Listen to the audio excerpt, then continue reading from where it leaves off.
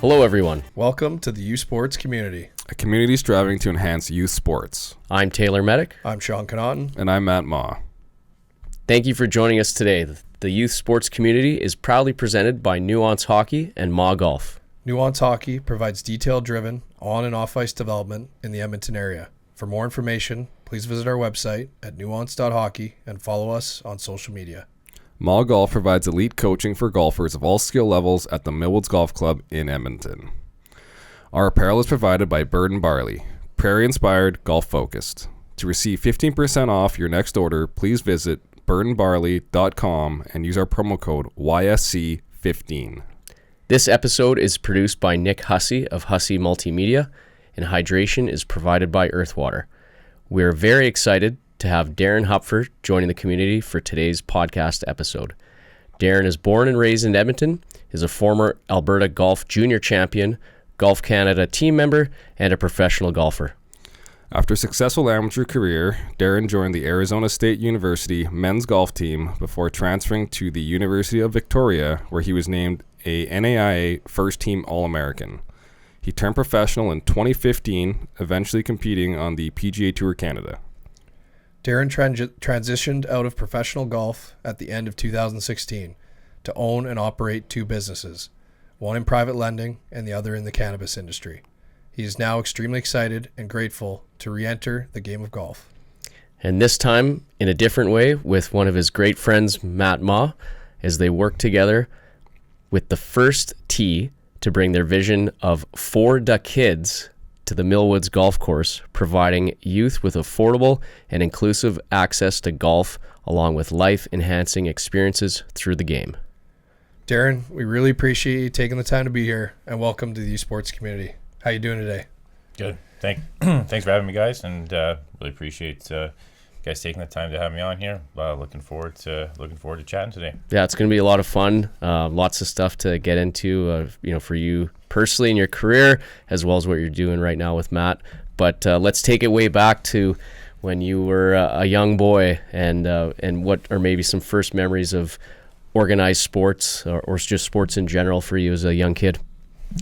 Yeah, good question there. Definitely goes back, growing up in Edmonton, definitely hockey. Back to the days of Tom Thumb. I can remember, the half ice hockey, the straight hockey sticks, backhand, top cheddar, all that stuff was fun. I remember that. I was 4 or 5 years old, and then growing up watching the Oilers, passionate hockey fan, passionate hockey player, and then kind of the transition from playing hockey into golf happened. But yeah, the early moments were for sure going with the grandma to a lot of the games, and those Tom Thumbs. What was it? I can't remember the week of hockey where minor hockey week. Yeah, I don't know why I'm drawing a blank there, but that was really good times growing up. So yeah, those are some pretty early fond memories. What position were you playing back then? I know in Tom Thumb, it's kind of just you go out there, you're rotating in on goalie even sometimes, but what position were you gravitating to in those early days? Yeah, definitely forward, both wings. Played, growing up, mostly played actually left wing growing up and a bit of right wing. But, kind of forward. Definitely wasn't a very strong backward skater, so I tend to stay up on the front three. Did you ever go in between the pipes? I know we got two goalies here, Matt and Taylor, so just have to ask, obviously, for them, did you ever enjoy that at all? Road hockey. I thought you were pretty good playing some road hockey, goaltending, but never got in the pipes actually on the actual ice. No. Outdoor rink and maybe a couple times if I can remember, but yeah, definitely. Mostly trying to score goals and but more of a finesse, I guess, player you could say in the hockey days, and Nice. Yeah. And what about other sports for you? Were you into soccer or any sports at school that kind of pop back into mind? Yeah, funny enough, good friend growing up. His dad was from South Africa and actually taught us how to play cricket when we were in elementary. So that was a really fun sport. We played a bunch of cricket. This would have been elementary, so probably up. We actually had an indoor cricket league where we play in the gymnasium. So that was yeah, that was really fun. Played soccer. He was also our soccer coach. Was horrible at that, but did enjoy soccer for the times while I did play it. Little baseball. But yeah, to be honest, mostly was a lot of hockey, a lot of water sports too. Like love the snow. I'm the snow sports here, obviously growing up. So bit of snowboarding. Kind of dabbled in everything, but everything kind of came back to hockey really growing up. I'm 'cause curious. you guys had a lot of time at the lake, so you guys did a lot of water sports, just kind of recreational play, obviously, which is kind of fun. But it's athletic. A lot of skiing, the water skiing, a lot of wakeboarding, a lot of that stuff. Again, just trying to round out the, you look back, a lot of the athletes now just trying to do everything growing up. Was fortunate to have a lot of opportunities. Curious about the cricket. I have a group of guys that play cricket in the schoolyard by my house in the summer. I think Thursday nights. It looks fun. I don't know anything about it, but they seem to take up most of the field. Did you guys have to modify the game to play indoors a little bit? Yeah, there was definitely some modifications. You still had those wickets set up, so that's kind of like your again, I don't remember a ton of it, but you hit the wicket with your bat, or if the pitcher, I'm not sure if it's actually called a pitcher, but the person that's throwing the ball overhand, if he hits the wickets, that's technically an out.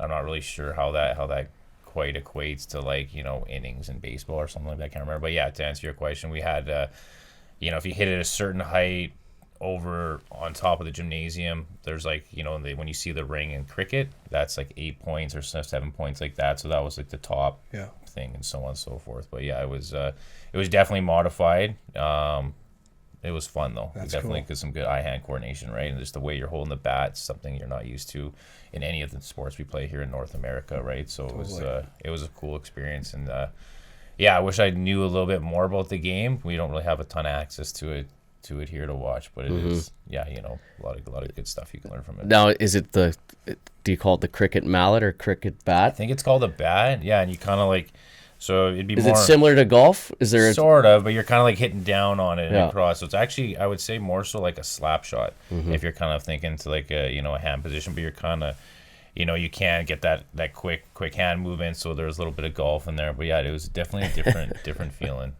growing up playing that.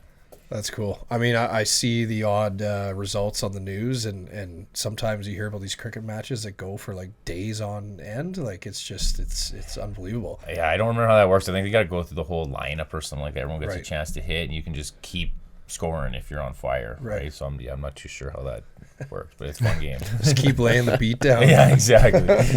That's awesome. So, and then golf obviously became a big part of your life. When did you kind of first start getting into golf? Excuse me. First memory of playing, I played some of those. I think was the Rundle, Edmonton Journal par 3 tournaments. yeah. They had the par 3 tournament. I remember playing a couple of those, but the first tournament that really stands out and kind of knew was going to be kind of a transition was the Alberta Junior at having a blank there, and I was down in Lethbridge, I believe. I can't remember if it was Picture Butte or it was the year after McGlone. I think it's won, though. Picture Butte, I think. McGlone was our friend Dave McGlone was defending that year, and I can't. I'm almost sure it's Picture Butte. Picture almost Butte, yeah. certain, because I remember Petey came with us on that one.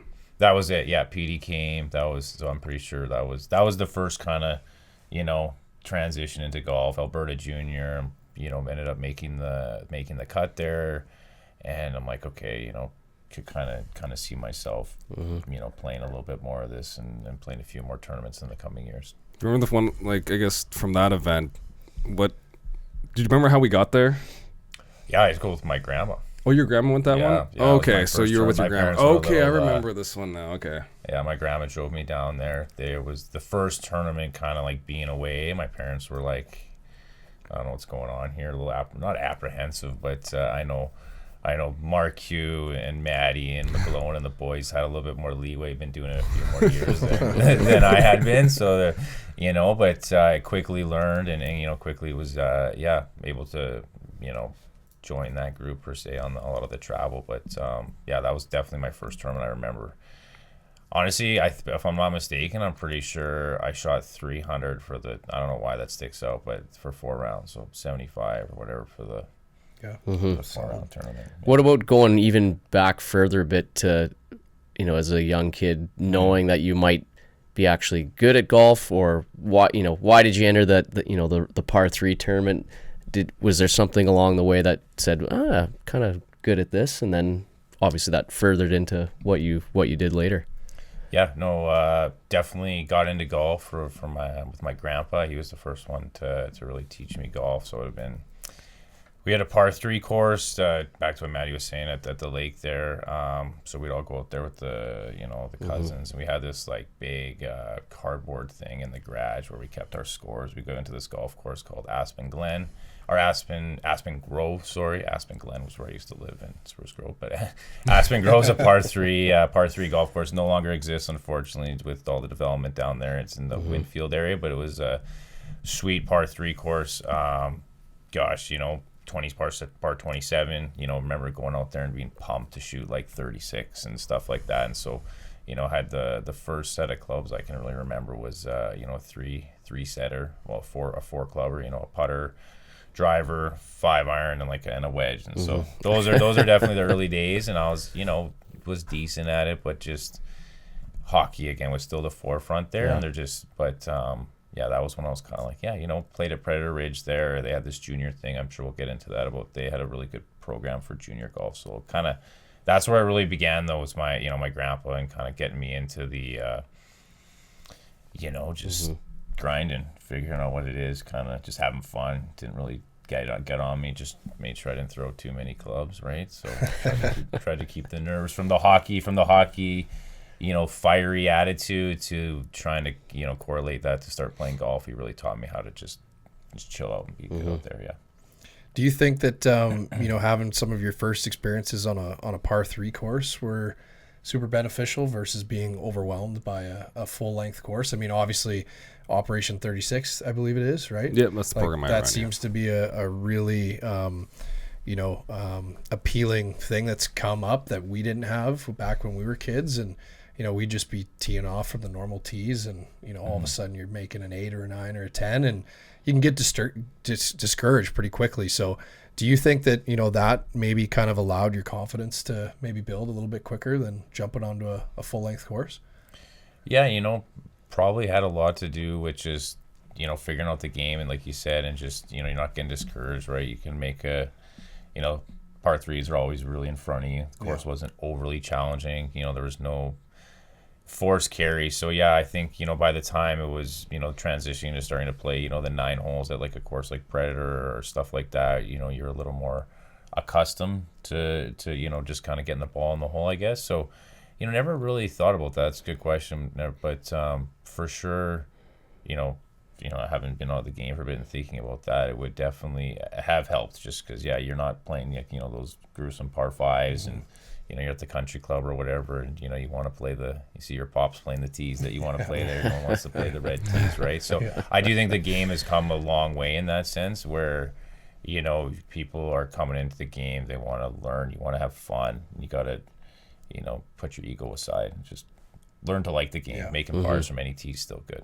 I just think you want to run a marathon, it's like, well, let's do like a 5K first, or a 10K. Yeah, you build your way up. You don't just jump in straight into the marathon. You got to take, or even just running around the block, right? Like, and how exactly does that Operation 36 work? Like they set tees way up. They basically make a full length course short. Yeah, now it's all based. We have a Operation 36 golf app that because everyone has a smartphone now, basically. So it's GPS now. So they took GPS from all the golf courses, so they can measure 25 yards. So what it starts, so everyone starts from Division 1, which is 25 yards from the hole, or from the middle of the green. Sorry. Yeah. So you start there. You got to shoot 36, which is usually par on 9 holes. Yeah. Once you complete that task, then you go to 50, then 100, then it's 150, then 200. You kind of work your way back in gradual steps, back to the tee box. So it's just a good way to start learning how to shoot 36. It means teach how to make like the strategy of making a par or a birdie. Because I know when we started, it was like, well, everything was like a par, or every par 4 was like a par 5 to me. Right. I think that's how you started too, bogey right? Golf. Yeah, bogey golf. So set an expectation. But then, then you get used to like a par is good.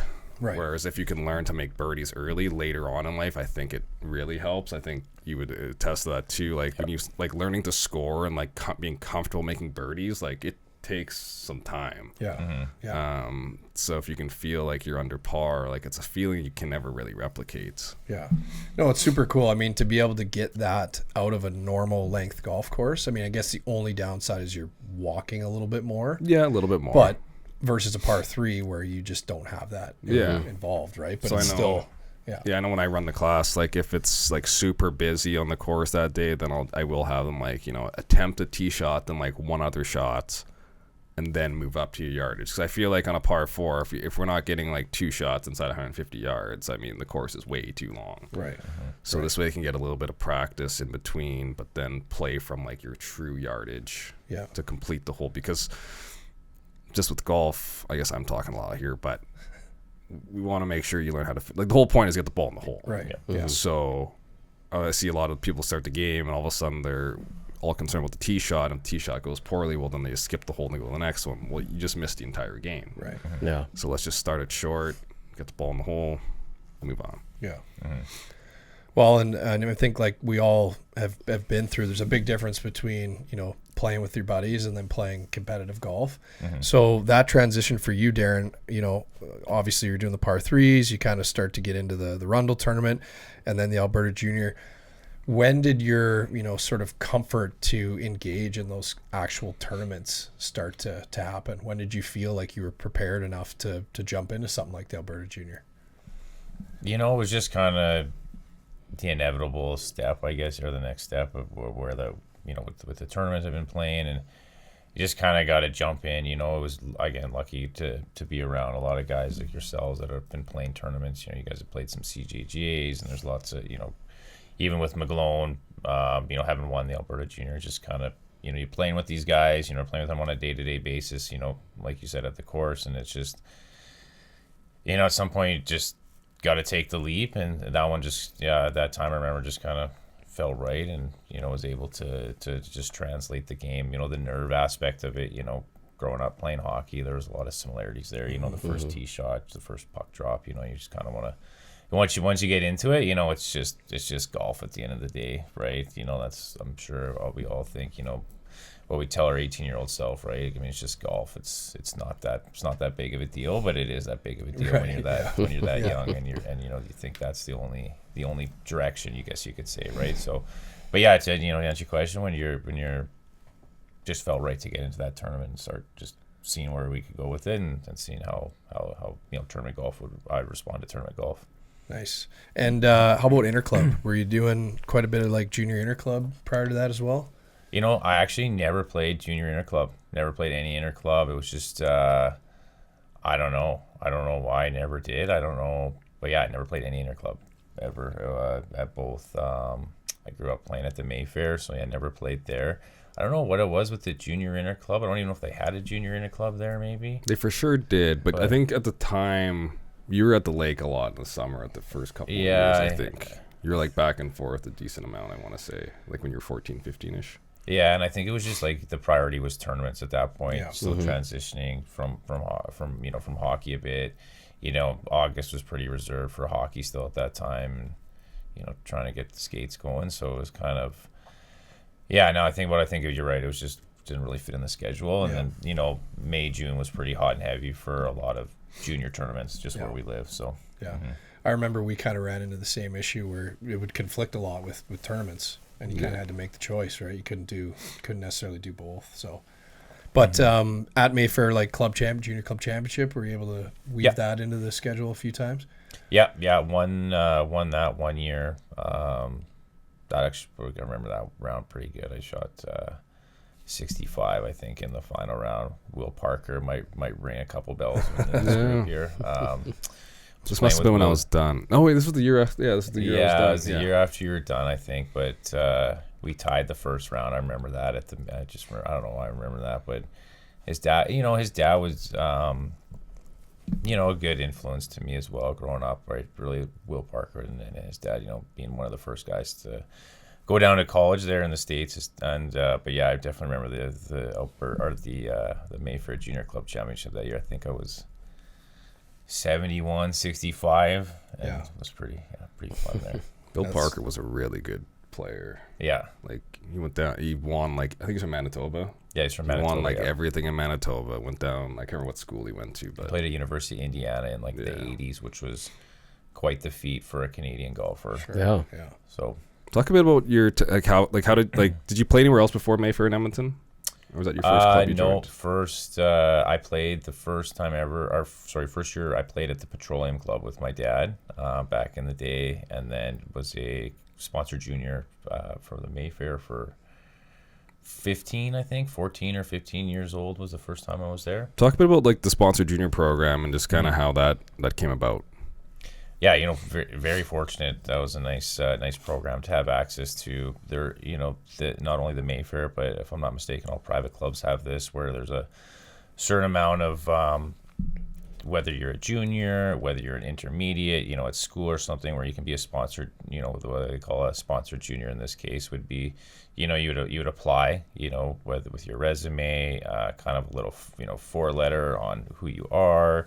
And yeah, for a pretty reasonable price, you're able to have full access, obviously limited tee sheet, but, super good access to, any one of these private courses. Yeah, these are for, like, I guess, like, juniors of non-members. Of non-members, correct, yeah. So, I don't know if there's different classes as far as, like, for a junior, but I know, that'd be obviously sub-18, and that's the one that I was in. And so, yeah, kind of...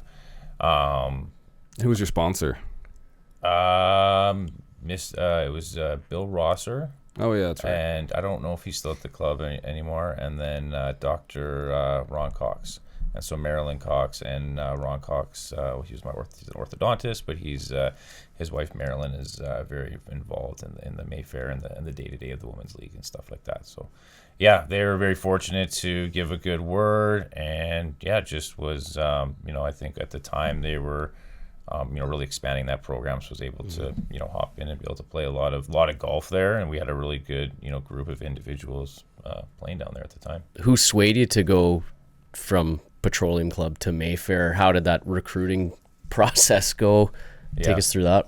Yeah, it was, funny enough, I'll never forget these days. So, I think I was 13 when I was at Petroleum, so couldn't drive, and my dad was like, I'm going to try playing golf. He had a membership there for 1 year and just never went. So he's never had a membership since then. And we grew up kind of just on the other side of the river there from the Mayfair. Mm-hmm. And it was simple because I could bike. My parents were like, well, if you want to golf somewhere, you can bike. They had they had club storage there, and you just, remember those days just flying down the hill there, getting to the Mayfair and just, locking the bike in and getting to the course. Those were, and that was easy. And then that kind of transitioned to, another one of our buddies, Lucas Elke, one of my really good friends who went to Shep together, and Ben Tilburn, and we'd take the 127 school bus, pick us up at Shep, get us right down in front of the Mayfair. We'd have the clothes on. We'd be on the tee at 4:00. It was just, that was, so, that really swayed us to being there. It was the most accessible course for us, where we went to school, grew up at Crestwood for elementary, and then Ross Shep for high school. So it was super convenient to be there. And they had that program, and we all kind of just got in at the same time. So it was a really fun experience, really, from basically 14, 15 on. Yeah, it's amazing what the convenience can do. I mean, even just having a little less time on the road, being able to have more time at the range, get yourself out there at 4:00 after school and play. I mean, those are the dream years, hey? Yeah, you look back on it, it's like, holy cow, it was pretty fun times. All the boys out there, you're playing for Subway, you think you're playing in the Masters. It's pretty sweet. That's awesome. And so let's talk a little bit about the hockey side. So, I mean, obviously, we've heard this a lot from some of our guests, and I think we've all experienced it ourselves. The natural winter season of hockey certainly opens up an opportunity for summer sports like golf, and the two of them can coexist. Mm-hmm. How long did you keep playing hockey for? Was there ever a point when they started to kind of bump into each other where, it was like, well, if I want to keep doing hockey, I'm going to have to spend a little bit more time in the summer, but I really love golf and I want to make sure I keep my summers for golf.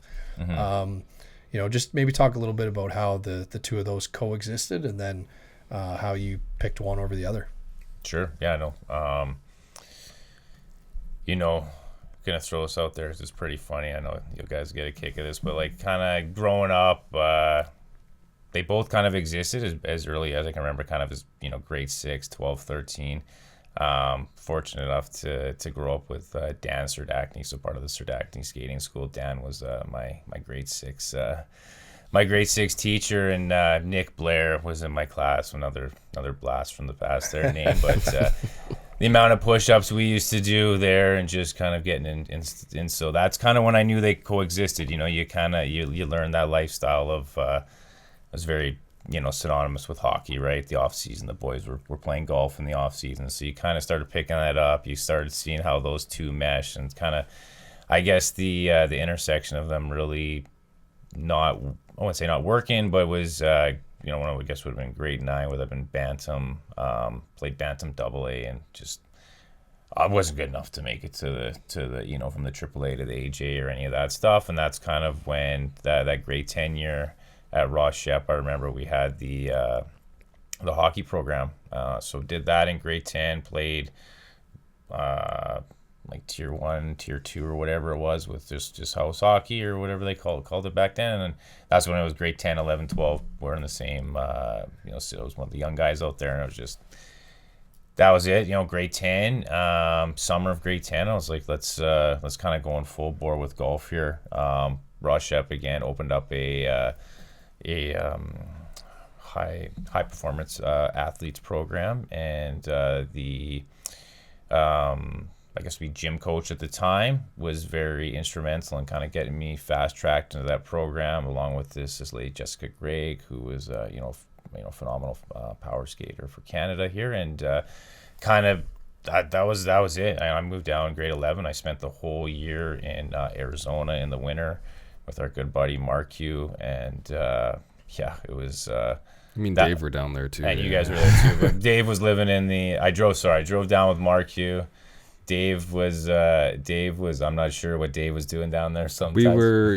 But you guys, we were at his parents' place, and eventually we moved into the same place. That's right. Okay, that's right. Yeah. That's right. I remember that. And we were playing. We had some good rounds up there. We played some. But anyways, that was the transition. The boys had the program set. Mark Hugh. Was dialed in like with the Future Links, and I think that's what they were back in the day, those tournaments. And so just kind of learned from those guys. But yeah, grade 11, so I've been 16. That was it. It was full on. Golf was it. Hockey was done, and yeah, just you couldn't do both at that time and try to be excel at both. Because you were basically doing you were like basically homeschooling at least a time in Arizona. I can't remember if you went back to class when you got back or not. Yeah, I did. Not too well, but I did. Got through that stuff in grade 11. Got the grades, right? He's got degrees in those days, right?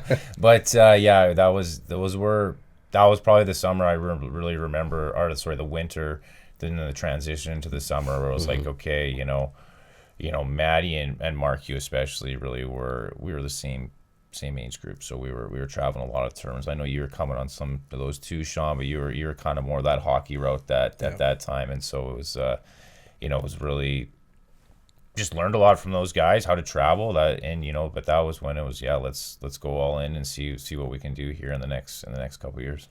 What was that experience like, moving away from home at a pretty young age?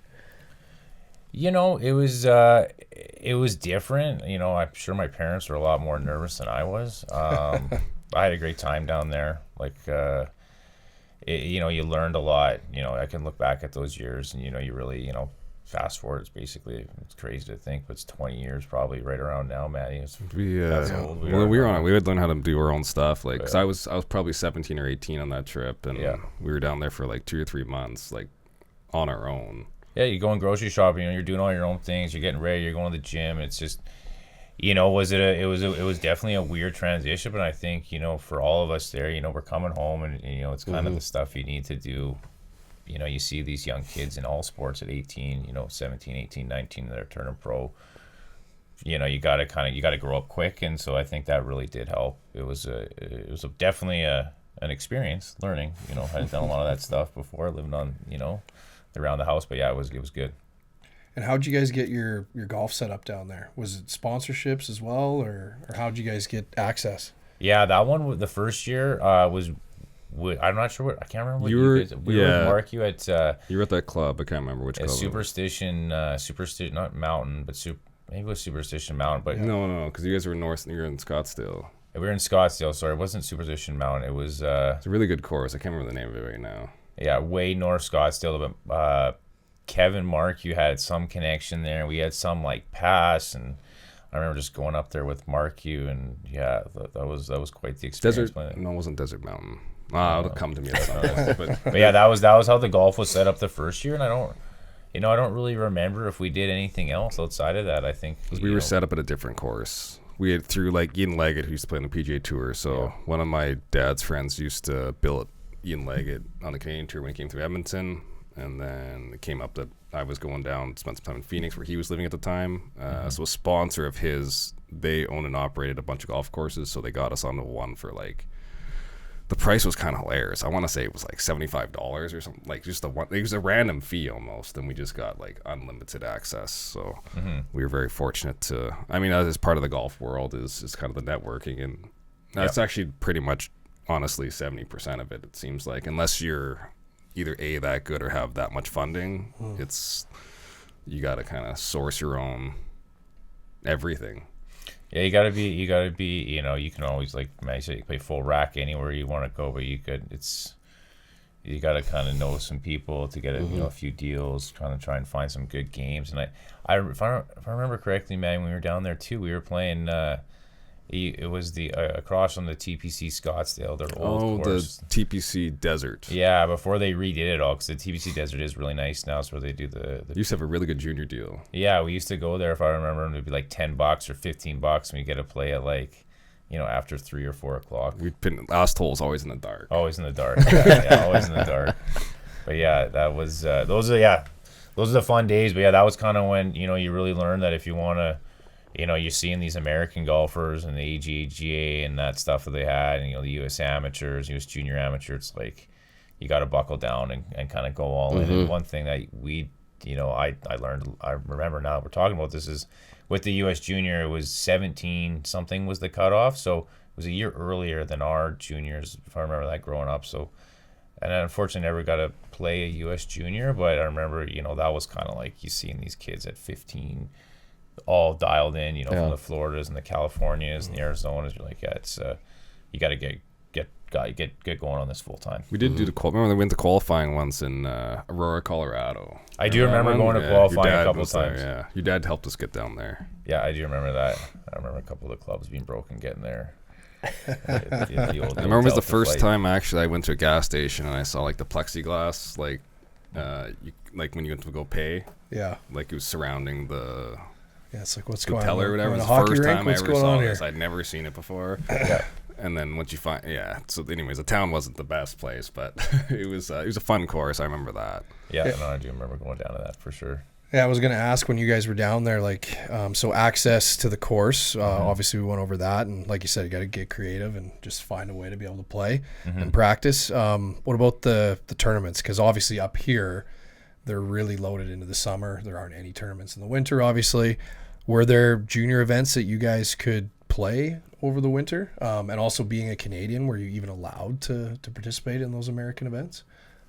To be funny, I didn't actually play any junior, like any of the HAGAs and stuff. It was, again, just what we were talking about, they're getting qualifying points at 12, 13, 14. Right. I remember like the Heather Farr is one that stands out. It was a big AGA that was in Arizona. And, I actually never played any of those events. Never really any junior stuff. It was kind of, you'd get down there in January. It was like kind of a training camp, 90 days, get your feet wet.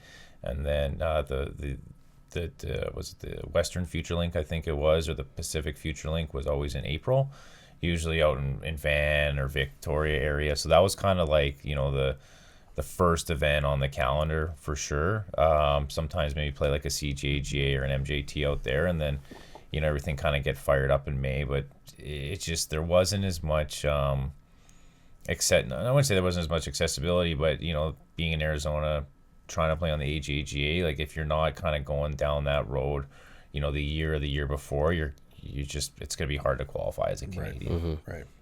So like you said, it was more just to make sure you weren't accumulating all that rust over the winter and being able to hit the season up here in full stride. For sure, yeah. I mean, I just remember getting out west there, and growing up, it'd be like the Matt Hills from out east, but like you got the Nick Taylors and the Adam Hadwins, the boys that are just grinding. You see where they're at now, and you just come there and you're like, oh, these guys are ready to play in April, and I'm still not sure where this ball is going to even go off the first tee, right? And so that's kind of where it was very fortunate to have that, training camp there. Really, I guess you could look at it for 90 days. Still do a bit of school, and that kind of got you ready for kind of everything outside of life, but also the college and stuff like that too.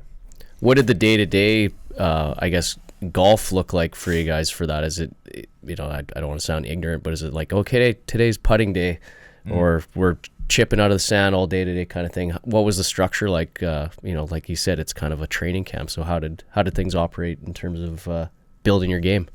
Yeah, so just kind of where, going back to really networking to get the courses. So we were kind of limited on when we could actually play, golf, just for the financial side of things. So we couldn't play usually till 4. So it kind of was, you get up in the morning, you do your thing with school, kind of Monday through Friday, hit the gym, and then kind of around noonish, I remember is when Brandon and I would usually go out to the course, and it was just kind of, you hit the range, you're working on some stuff. Never really had a coach the first year or two down there, so it's kind of just hit and feel, but as far as like, was it really regimented, like putting, chipping, driving? Not really at the time. Looking back on it, what I learned, it probably would have been helpful to be more regimented, but it was kind of a little bit more, just kind of do what you think you needed to work on.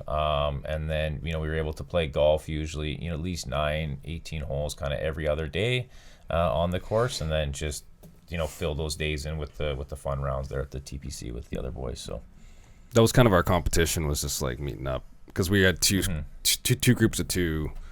And then we would just kind of try to play once every week or 2 together. We play for have a good match, and it was fun when the boys were living together, where we'd play for dinner or whatever it may be. Dishes, like we had to do dishes. Like, taking out the garbage. Yeah. Or who had the cook? I remember that one time we had the cook, and like I did not have much cooking experience at this time. I remember this. It was like chicken thighs or something, but they were rolled. We didn't know they were rolled. We just like threw them on the barbecue. Like these things are not done. I still remember barbecue coming out like, what are you guys doing? Like, this is not right at all. Yeah, I remember Marky was definitely he definitely was kind of our guiding light at that trip, because he had done that before, actually. He had lived on his own when he kind of had his little thing going on here in Edmonton growing up, right, where he was kind of spending some time by himself. So Marky was definitely the guiding light there. McGlone kind of hit or miss McGlone, right? You never know. How did you find the contrast between golf and hockey, kind of building on Taylor's question? Like, obviously hockey is a team sport. You got your teammates, you've got coaches around the vast majority of the time. Golf is an individual sport where, I mean, like you said, you could literally have no coach if you choose to go that route. Did you kind of like some of the structure that was in hockey, or did you like the freedom that you had in golf, or were there kind of pros and cons to both? How would you contrast the two? Yeah, definitely missed that team aspect. It's a weird it was that's definitely, and even I still think about that today. Definitely the weirdest part of the transition, you could say, from playing hockey to playing golf. Certainly missed the team aspect, but even when you're traveling with your buddies, it's like, well, I want to finish first over you because I want to go on that trip, and you just kind of like, there's always that inner competition. Not like there isn't that with hockey, but you're still, you got your 18, what it is, 18, 23 man travel team, all that stuff, right? So that was a different transition, even playing, on teams, and even allude to like the the Live Golf Tour now with the team aspect. It's still like, it's not a true team game ever, right? As far as, because there's always going to be that individual aspect to golf. So that was weird. You see some of the Americans that have the the swing coach and the travel coach and the fitness coach traveling around, and It was, the programs, I think it has come a long way. The programs have come a long ways for Canadians, but there wasn't really sometimes that transition, even, from a local standpoint or from a, provincial standpoint, even, where it's hard. Hockey's what we all grow up playing with. The team aspect definitely is something that I certainly missed it. And it was, I wouldn't say never replicated, just because it can't be replicated like it can in those team sports where you're, I can't rely on Maddie to hit a chip, or something like that, right? So there is just that little bit of a difference, but yeah, that was certainly a piece I missed from playing hockey. And what about on the coaching side? Like, did you kind of like, not having a coach breathing over your neck all the time, like in hockey? I mean, that's something on the hockey side we talk about a lot, because it's gotten so structured where so many practices, there's coaches, the skills coach, there's all this going on.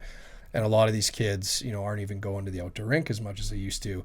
And having some time to just, like you were saying, when you go to the range, it's like you have to think to yourself, have that self-awareness. Hey, my chipping hasn't been great the last 2 weeks. Like, I need to have some accountability and spend some time on it. There's a lot of value in having, structured to a certain degree, but also having the freedom to be in an unstructured environment. So did you find that, that was something that you enjoyed, or did you, you mentioned kind of a little bit more regiment might have been nice, but did you find that beneficial? Absolutely. I think looking back on it, I wouldn't have wanted it any other way, as far as, you're kind of thrown into the fire. You got to learn what you got to do, and it's, it applies to life and everything like that too, right? And I think I do think that, it would be nice to have some more structure, and I think you are seeing that just, with our generation kind of coming up and seeing, it really switched, right? You can tell it went from, I wouldn't say like, not structured, but like, a lot more laissez-faire in golf, to like, okay, you're doing an hour of chipping, you're doing an hour of putting, you do this, you got to hit the gym, and it's like, that's overload, right? And now you're kind of coming back and, again, alluding back to the Live Tour, you're kind of seeing where these, where the middle grounds of everyone is, right? The PGA Tour has always been that tiger mentality, which is nothing wrong with that, but that's not for everyone. Not everyone can get up and grind like that and put the effort in and harness that super raw talent, but also and turn it into what he did. So I think that it's definitely, you miss the team aspect of it, but I also think that like being able to control your own day to day has a lot of value when you're a young kid. And so like, there's a lot of good coaching coming in. Again, like I allude to someone, like Maddie in the golf game. I think that kind of, the technology can certainly help in our golf in keeping people more accountable. And I think, I would have liked to have someone that kept me more accountable. I kind of met that a few years after and down the road. And I think that's what really helped me get to the next stage of my golf, career and stuff. But, it is a weird transition where you go from being 16 and you're doing all this, you got all these coaches, and it's like, okay, well, good luck out there. It's like, if you want to go golf or go play a tournament, you can do whatever you want, or you can. So, but again, it makes you take accountability, and I think that across whatever sport you're looking at, whether it's life, doesn't matter. The biggest thing is you just got to take accountability for what you can only control what you can do, and so like whether you have a good coach, whether you have a good mentor, everything like that, you still got to put that work into practice, right? So this kind of leads into, I guess, how did like Team Canada come up when that, I guess that'd be the progression of your career a little bit. Was this before or after Alberta Junior? That was the year that got me onto Team Canada. So it was kind of the timeline was, grade 10 was when we were talking about, was the first tournaments, kind of got into it, grade 11, 12. I was lucky to be 7th, so I had a September birthday. So with how our rules worked is that as long as you were 18 before the end of August or something like that, you could play the junior. So I got to play the Alberta Junior 1 year out of high school. And so that year I that was the year, had a really good year, actually won Future Links, had another good finish in the Future Links, and that obviously Had a made it to the round of 16s in the Canadian Amateur that year. That was the year Nick Taylor beat Mike Knight out there in Riverside. So it was, lost to Nick, and Nick smoked me in the round of 16. I didn't lose to him. I got smoked. And, Nick was now smoking guys on tour. yeah. And so, but that year was kind of what cemented. I was able to win a few good golf tournaments, have a few good, finishes, and ranking wise, I was somewhere in the top 10 or something like that. And luckily we had the RCGA that was when they were just getting into it. So this is before it was Golf Canada. It was actually the RCGA team, and they had a full squad, and then they had a development squad. So there were 6 on the full squad and then 8 on the development squad, and I was able to make the development team. And so can't remember who else was on there. A few of the names that would stand out that would be like, Matt Hill, Mackenzie Hughes, Adam Hadwin was on the main team that year. Knight was on that team. Graham Hill, Taylor was on the big team. But yeah, there was 14 of us. That was you learned a lot, right? That was where, Derek Ingram was and Henry Brunton were kind of the 2 main guys there. And there was an exercise coach, and that was a lot of stuff I struggled with. I like to, I'm not gonna sugarcoat it. I like to eat, pretty crappy food. I like to eat cheeseburgers and fries and popcorn and stuff growing up, and I just kind of like to beat to my own drum there. And I think that was a little bit of a clash for me as far as learning, and I wouldn't say it was a roadblock, but it was certainly, you learn. I learned a lot about myself that year. Didn't have the greatest year that year on the national team. Still had some good stuff. I played the U.S. Amateur that year. Didn't play as well though in some of the the main tournaments, like I guess the Canadian Am and the Alberta Am didn't play as good as I would like to in those events, if I can remember correctly. But that was good. You learned a lot. Like we had some training camps. We had a bunch of resources. The clubs. We were a sponsored government athlete. It was like holy. It was a little bit, to be honest, a little bit overwhelming. I didn't really know what I was getting myself into. You had a pretty quick come up, I guess. Like it was the transition probably from 16 or even 17 to 18, 19. That was a pretty drastic time for you, it seems like.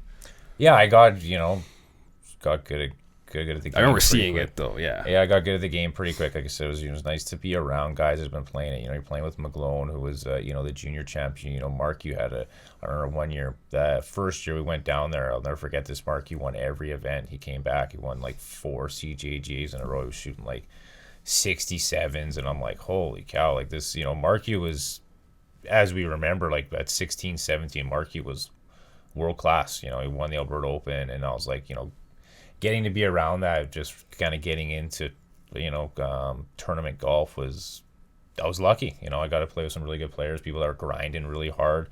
You were playing tournaments all the time, Maddie. You were playing tournaments, Sean. Like everyone was playing tournaments at the time. Everyone was just, grinding, and it was just to be around that. And so I was just thrown into the fire, and I was lucky to play some good golf, beat some good players. Stephen LaCure is still a really good buddy of mine. Andrew Funk. Those are guys my age. It's just just lucky to get in the fire. And I had a really good year that year after high school. Grade 12 would have been was decent. I played the Canadian Amateur, played the Alberta. I think that year I was top 8 at the Alberta Junior, and that's when we still had the A and the B team. So there was lots to play for. There was actually quite a bit of resources at that time for Randy Robb and Matt Rollins and those guys that were just Laurie Evans with Alberta Golf that were missing a ton of them, but they were just such good resources to be able to play these tournaments after finishing 8th. And that just like I'm like, holy cow, like this is pretty sweet. I think at the end of the day you're getting at the time balls, which is like currency, free golf balls and all this stuff. It still is, right? It's pretty gloves sweet. And balls. It's like the greatest gift ever. Yeah, so that's kind of when it was. I did a chance. Kid did have a pretty quick come up there, and just started winning some tournaments that one year, and I was like, went down to the States again, kind of held out, and that's kind of where the opportunity to join Arizona State came up. Still continued to grow and play a good high level game down in Arizona. And funny enough, that's when I started playing tournaments in Arizona when I was an amateur. They had a lot of good amateur tournaments. The Arizona Open, the Tucson Open, or these are all amateur events I'm talking about, but yeah, that's when it was like, okay, you know, when you're starting to play against these guys, like, you know, one of my teammates at Arizona State, Chan Kim, who's now on tour now, he's kept his card last year, and, you know, second year on the PGA, like, obviously a phenomenal player, but,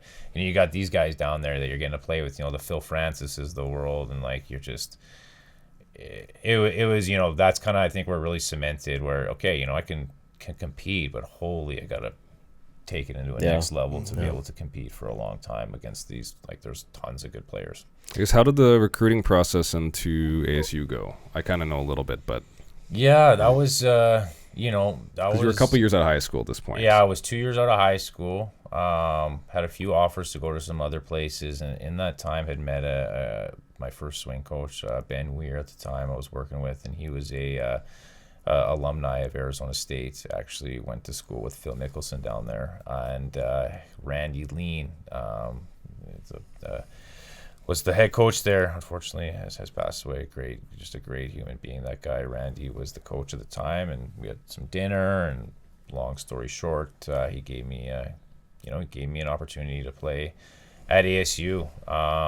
So was I would have been a 20 turning 21-year-old freshman, so, you know, the young guy on the team but the old guy, you know, it was kind of a, like a hockey. weird one. Yeah, it was a weird one, right? So I was out there, and yeah, that's kind of the recruiting process. They just kind of really gave me a chance, but again, you know, had some good results there. That was the year I did play in the US Amateur, and I guess luckily you could say none of the other guys qualified, so it looked pretty good. That, you know, Ben had kind of suggested, hey, you know, pick Darren here, and so played that, and yeah, just that's really how it kind of fell on my feet there, and did just the 1 year at Arizona State. Like, it was, to be completely fair, I think it was, you know, when I look back on the college route and I see kind of what the kids are doing now and what everyone's doing, so had a lot of other opportunities that I guess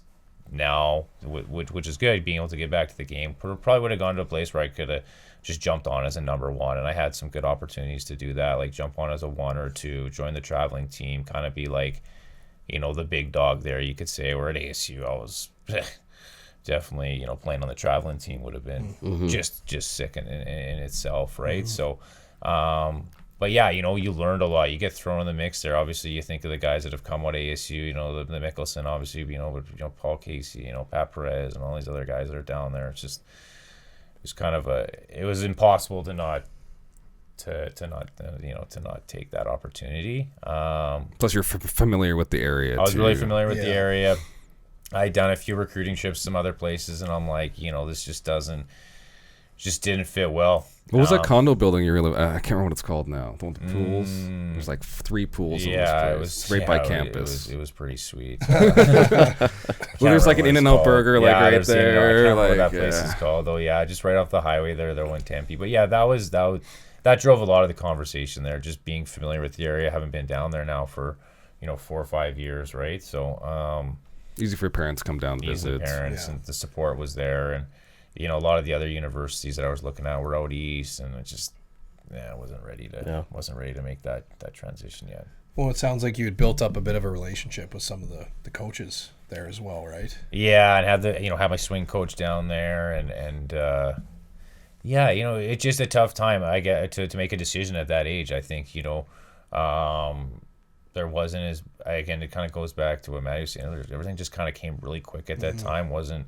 really expecting much, kind of looking at just, you know, staying in, if anything, maybe going to college at, you know, in Canada or university in Canada. And I think that's why it ended up coming full circle, and why I ended up, you know, ultimately coming back to University of Victoria. You know, I like being in Canada. I like being at home here, and I just think that's, you know, the ASU was a great experience. It just was, you know, now that, you know, 15 years, 20 years looking back on it, just, you know, it wasn't, never really fit my personality and my lifestyle at the time. I just, you know, it's kind of it's a loud university to say it like that. And I'm kind of one of those. There's a lot of stuff going on. There's a lot of stuff going on. And I kind of like just to be chilling.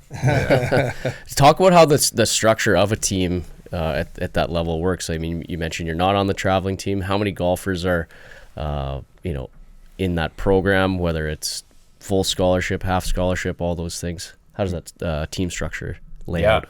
Oh, it's cool. You know what? That was the best part about it, to be honest. We had 10 players. Everyone was like the best of what they were the best at. You know, we had a Swedish kid, we had a kid from Norway, a guy from Scotland. And so anyways, it was just, we had, I remember these pretty well, but first year getting down there was August, right? School started a little bit earlier there, and we're 6 a.m. first tee qualifiers because it's like 45 degrees. So, the structure was dialed. And I think that bodes to a lot of, what still goes on in, the day-to-day life of myself right now, just that structure, right? And, you look at, it was study hall, it was, workouts Monday.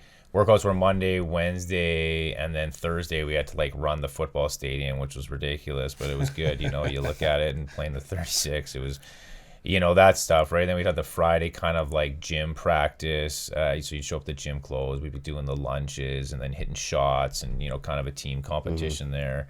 And then like I'll never forget the in the gym workouts though. I think they were like Monday, Wednesday, or Tuesday. They were 2 days, and they were the wrestling team and the football team. I'm like, guys, like we're getting just dummied in the gym here doing our plyometric stuff. But it was good. You get in there and you just got the 6 a.m. everyone's just going, right? And you go home. We'd have most of the guys lived on campus there, but you go home, you're having breakfast, and you're at study hall at 9. You're getting your study hall done for 2 days, 2 days a week, 3 days a week. You got your coordinator there making sure you're not missing classes and all that good stuff. And then it's just there's a lot of cohesion there. That was really fun. But yeah, as far as structure, it was there was no slacking off. Monday through Friday was dialed in. And then if you're traveling, you're leaving Thursday, you're on the road Thursday, you're playing practice round Friday, Saturday, you're back at campus on Sunday. It's just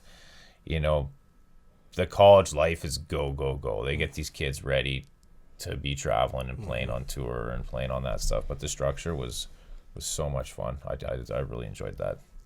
How was school for you there? You mentioned like the advisor helping you. I know for me that was a massive help.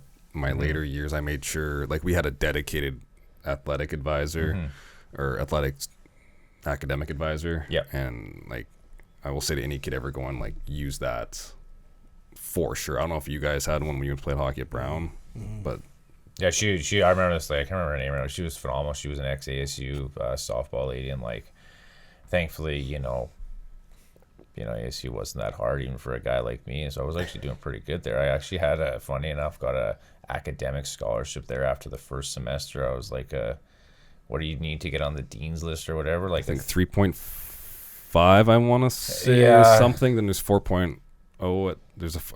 I know 4.0 is a presidential, well, at least where I was. I did it one time. Nice. Yeah, I wasn't getting the 4.0, but yeah. It's either 3 or 3. I can't remember exactly, but yeah, I ended up getting either way. I did well enough to get an academic scholarship out of the first 2 semesters being there, and athletic there wasn't a much. So I'm super grateful for my parents to be able to help me out there. And we had some good resources as far as the in-state, out-state tuition kind of being there. They're able to finagle that line, so I wasn't paying out-of-state tuition. So there's just little things like that obviously really helped out.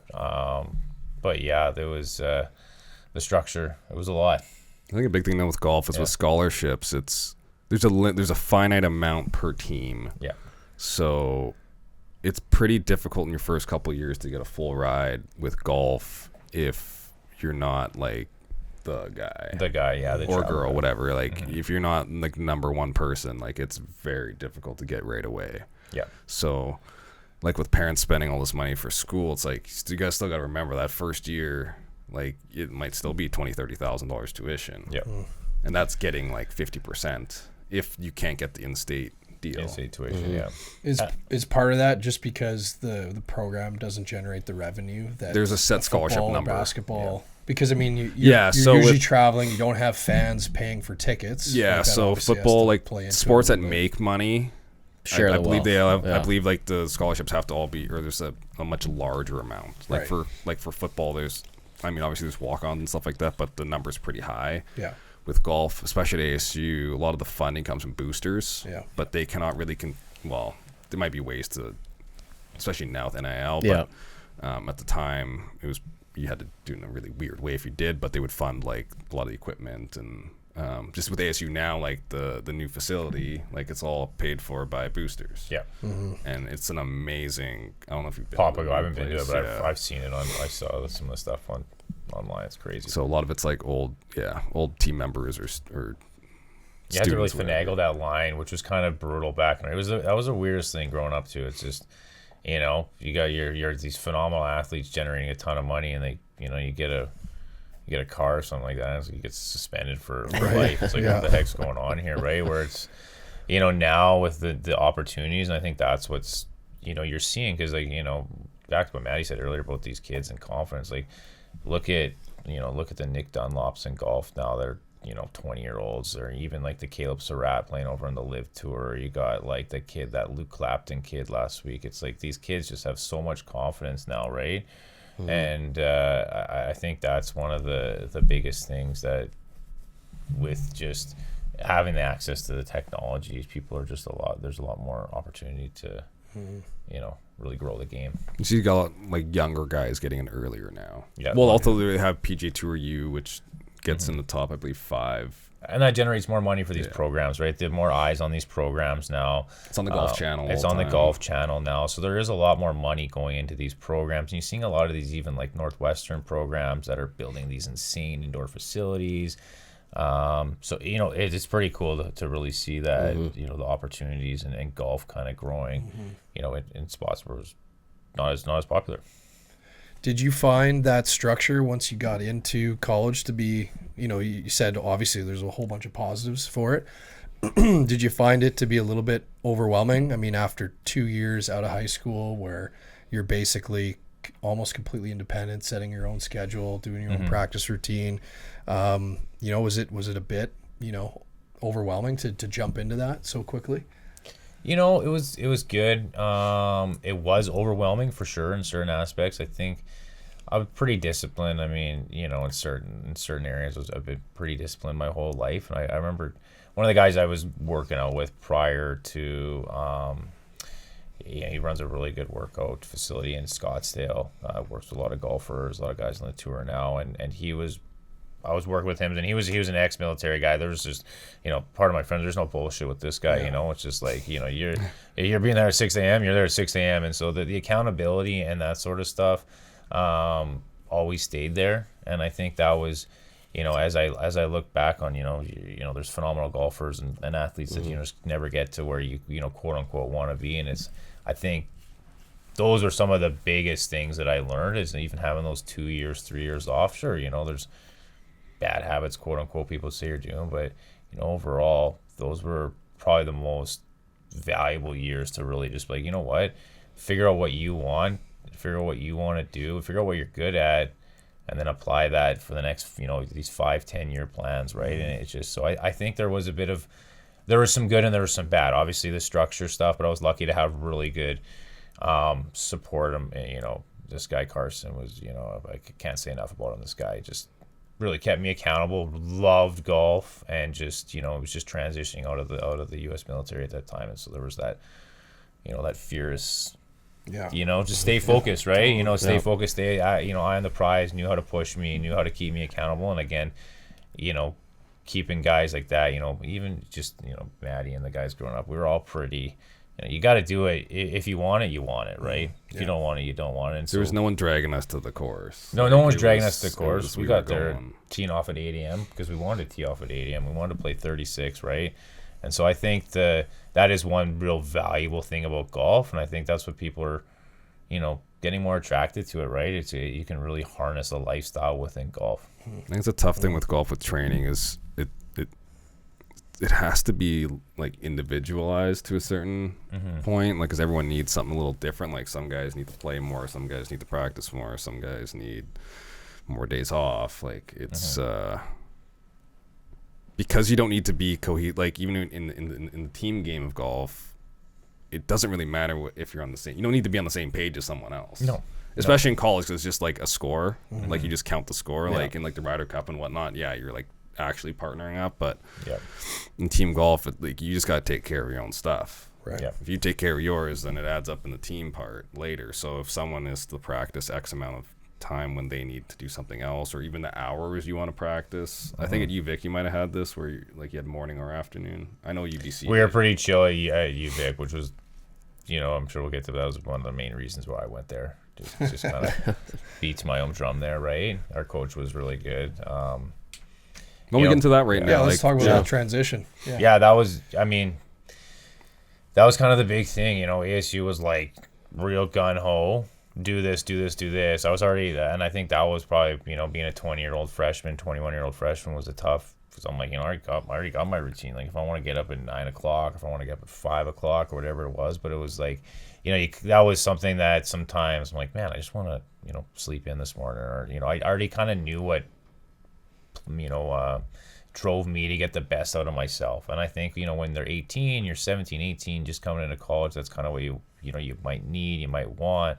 But that's kind of where the transition to UVic came. A good friend of ours growing up, Mitch Evanes, was playing there, and really good player growing up. And just, he went down to Montana, kind of had the same kind of feeling I did. Just wasn't really for him to kind of be away. And Brian Carberry, the coach at UVic, was just like, man, we're looking for someone. And I transitioned there, and I played one semester. So I played a year and a half at UVic. And to be honest, those were some of the funnest times of my life. I look back on that. I met some really good friends out there. And just, that really cemented, if I wanted to. It was a weird transition. I mean, living in Victoria is something, it's pretty dark all the time there, so it's kind of hard to get motivated sometimes in the winter. But, the lifestyle there, Carbs didn't care. We had one workout a week, and it was like I was, guess you could say the quote unquote captain at the time there with another friend of ours, Carson Callis, when he came over there, and he was the same thing, went down to the States and was just kind of looking for a change. But that was kind of, he kind of gave us the resources, and he let us do what we wanted to do with it. Here's the gym membership, here's the keys to playing Uplands, here's this, here's that. Like, you don't want to golf, well, you're probably not going to travel. He was just kind of one of those guys where it's like, do what you want to do, and again, you're in your 20s and you're looking back at it, but he was definitely like, hey, just make your own routine. I think that was probably the biggest driver of me going to UVic, just to being able to, apply what I had learned. I mean, I thought kind of when I got with my golf career, I kind of got to that point at ASU and all this stuff, and everyone starts telling me what to do. And I'm like, well, I got to this point of being a, really good golfer and playing on the RCGA team and, doing what I wanted to do. And doing it how I wanted to do it, and it obviously, worked. Obviously there's going to be things that I probably could do better, but it was never like looking at like, hey, let's what can we do better, and let's just take, the 70 or whatever percent that's good. That's obviously got him to this place, and clean up the, the 30% or whatever that may be. But I was always like, let's clean up everything, because Darren doesn't want to do this, and that's why it was UVic was the place for me, and I excelled. I didn't win a lot of tournaments there, but like if I wasn't finishing outside of the top 10. First year there, I won the first semester I was there. I won regionals and was on like the NAI. Only for playing 6 months. I ended up on the NAI, not first team, but got some regional award for that for only playing half the year. And then the next year with the full year, ended up having a real good. Real good season. I think I didn't fish outside of the top 10, won once, and had a bunch of good events, and ended up finishing first team All-American there, which was pretty cool. And your schedule at UVic was primarily against American. Yeah, it was all NAIA. Like we traveled as far as San Diego, and then kind of a lot in Vegas. We did a lot of, but yeah, tons in like the mid Northwest. There's like Oregon, Washington, that sort of stuff. Yeah. Yeah. It sounded like too that you got the opportunity to travel more at UVic. Like, was that part of the recruiting process, in that the coach knew that you'd be? Because it sounded like you didn't travel too much at ASU, and now at UVic you're on the road playing tournaments. Was that promised to you in a sense? Yeah, I was coming on there as the the number one there, which was nice. Mitch was in his fifth year, so he could only play the CIA or stuff like that. So yeah, I just slotted in right away. Played every tournament as either like 1-2 with Carson there most of the time.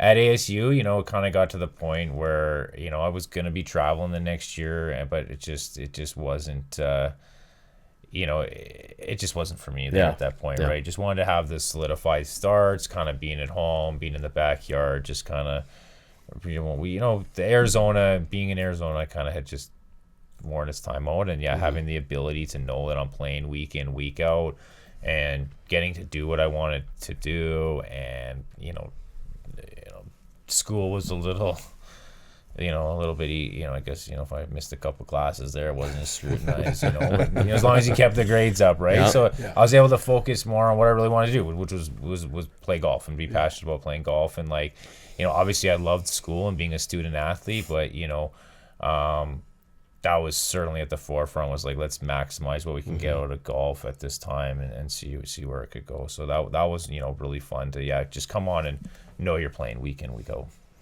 So if you were a coach of a college program now, how would you thread that needle? Because like Matt said, you know, the beauty of golf is that you can, you know, have more independence, and you've been saying this too. Figure out what your unique equation for success is.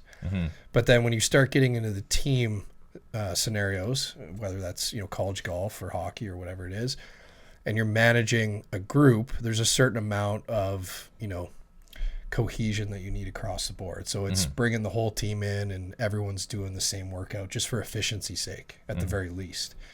But, you know, people are very different. And just because you're all on the same hockey team or same football team doesn't necessarily mean that what works for me works for you.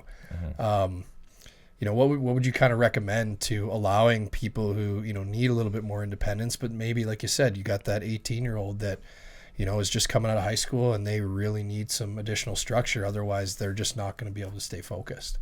Like, how do you recommend kind of, you know, catering to the individuality of different people? Yeah, and you know, it's a good question. I've actually kind of thought about that a lot, and I think it actually is kind of, you got to take a reverse approach. I mean, in golf, I don't know if it's to do with, you know, other sports, but in golf especially, I think, you know, make the team aspect of it around academics, right? Because, you know, that's something where you can all come together on. You're going to be in, you know, maybe some similar classes together, some sort of stuff like that, and then let them kind of do their thing when it comes to the, you know, the golf and the sport, right? Like there's, you know, especially at these top schools now, you know, you can do whatever you want as far as practice, the resources, that sort of stuff, right? And you're seeing, like, you know, with the PGA university, like, look at these kids that are fast tracking the way, and they're ready. Like, you know, 20 of those guys are tour ready or Corn Ferry tour ready every single year. So what they've done is certainly translating, and I think a lot of it comes back to the team aspect, is, you know, more so around academics, more so around, like, you know, just hanging out together and enjoying each other's time, rather than like, oh man, we got like this insane workout that we got to do, and it's all good, no one's gonna, you know, really like it, right? And it's not really gelling the team, because, you know, there's some guys that just don't need to work out in golf, that, you know, in hockey you can't really get away with it, and like, you know, NBA and all these other sports, you know, you can't really not work out to like that, you know, 10 out of 10, where you can be a 6 out of 10 guy on the PGA Tour. As long as you're keeping limber, you're not getting hurt, you don't need to be jacked and, like, you know, explosive speed. Like, you can carry an extra 10, 20, 30 pounds, and some of those guys play better carrying an extra 10, 20, 30, right? Yeah. And so I think that's where, to really answer your question, I think it's about academics and bringing everyone together as a group, and, you know, learning that, especially in golf, like you're your own business. Like you're a business. You're not the Florida Panthers, the Edmonton Oilers, or whatever. You know, you're, you know, Nick Dunlop in this case, when he was, you know, transitioning from, you know, playing an amateur to a pro. Like, you're your own business, and like you're going to generate stuff based upon you being a business, you know, in the business, and being an athlete. And so finding that common ground, I think, comes from academics, and that's where the team aspect's a lot different with golf compared to, you know, football. You know, you're on the like, you know, with Super Bowl today, you know, you're on the line together. Like, that ain't gonna be pretty for anyone. It's gonna be hard, right? But like, you know, some guys need, like, you know, your point there, Sean, some guys need to be like, you know, you need to go hit an hour of putts like this from 6 feet, because like your statistics, and maybe you're a Bryson guy, or maybe you're more like a, you know, like a Tiger guy, right? You know, where it's just like I need the reps, or you know, or maybe you're just more like, you know, a John Daly guy, you know, doesn't do much, but you can't knock his career, you know, 2-time major champion. So there's a wide variety of stuff that works for people, and I think golf's you know, compared to like a tennis where it's an individual sport, golf's where you've got figure out who you are. Right. Mm-hmm. Yeah. No, it makes a lot of sense. Well, and you have a guy like John Daly too, who just wants to play. Mm-hmm. You know, like he's not necessarily a big practice guy, but he loves to play. And hey, you kind of got to let, you know, the individuals be themselves, I guess, right? Yeah. Ultimately, It's like some guys will play every day, some guys will play once a week. There's just a wide variety when you see the elite level.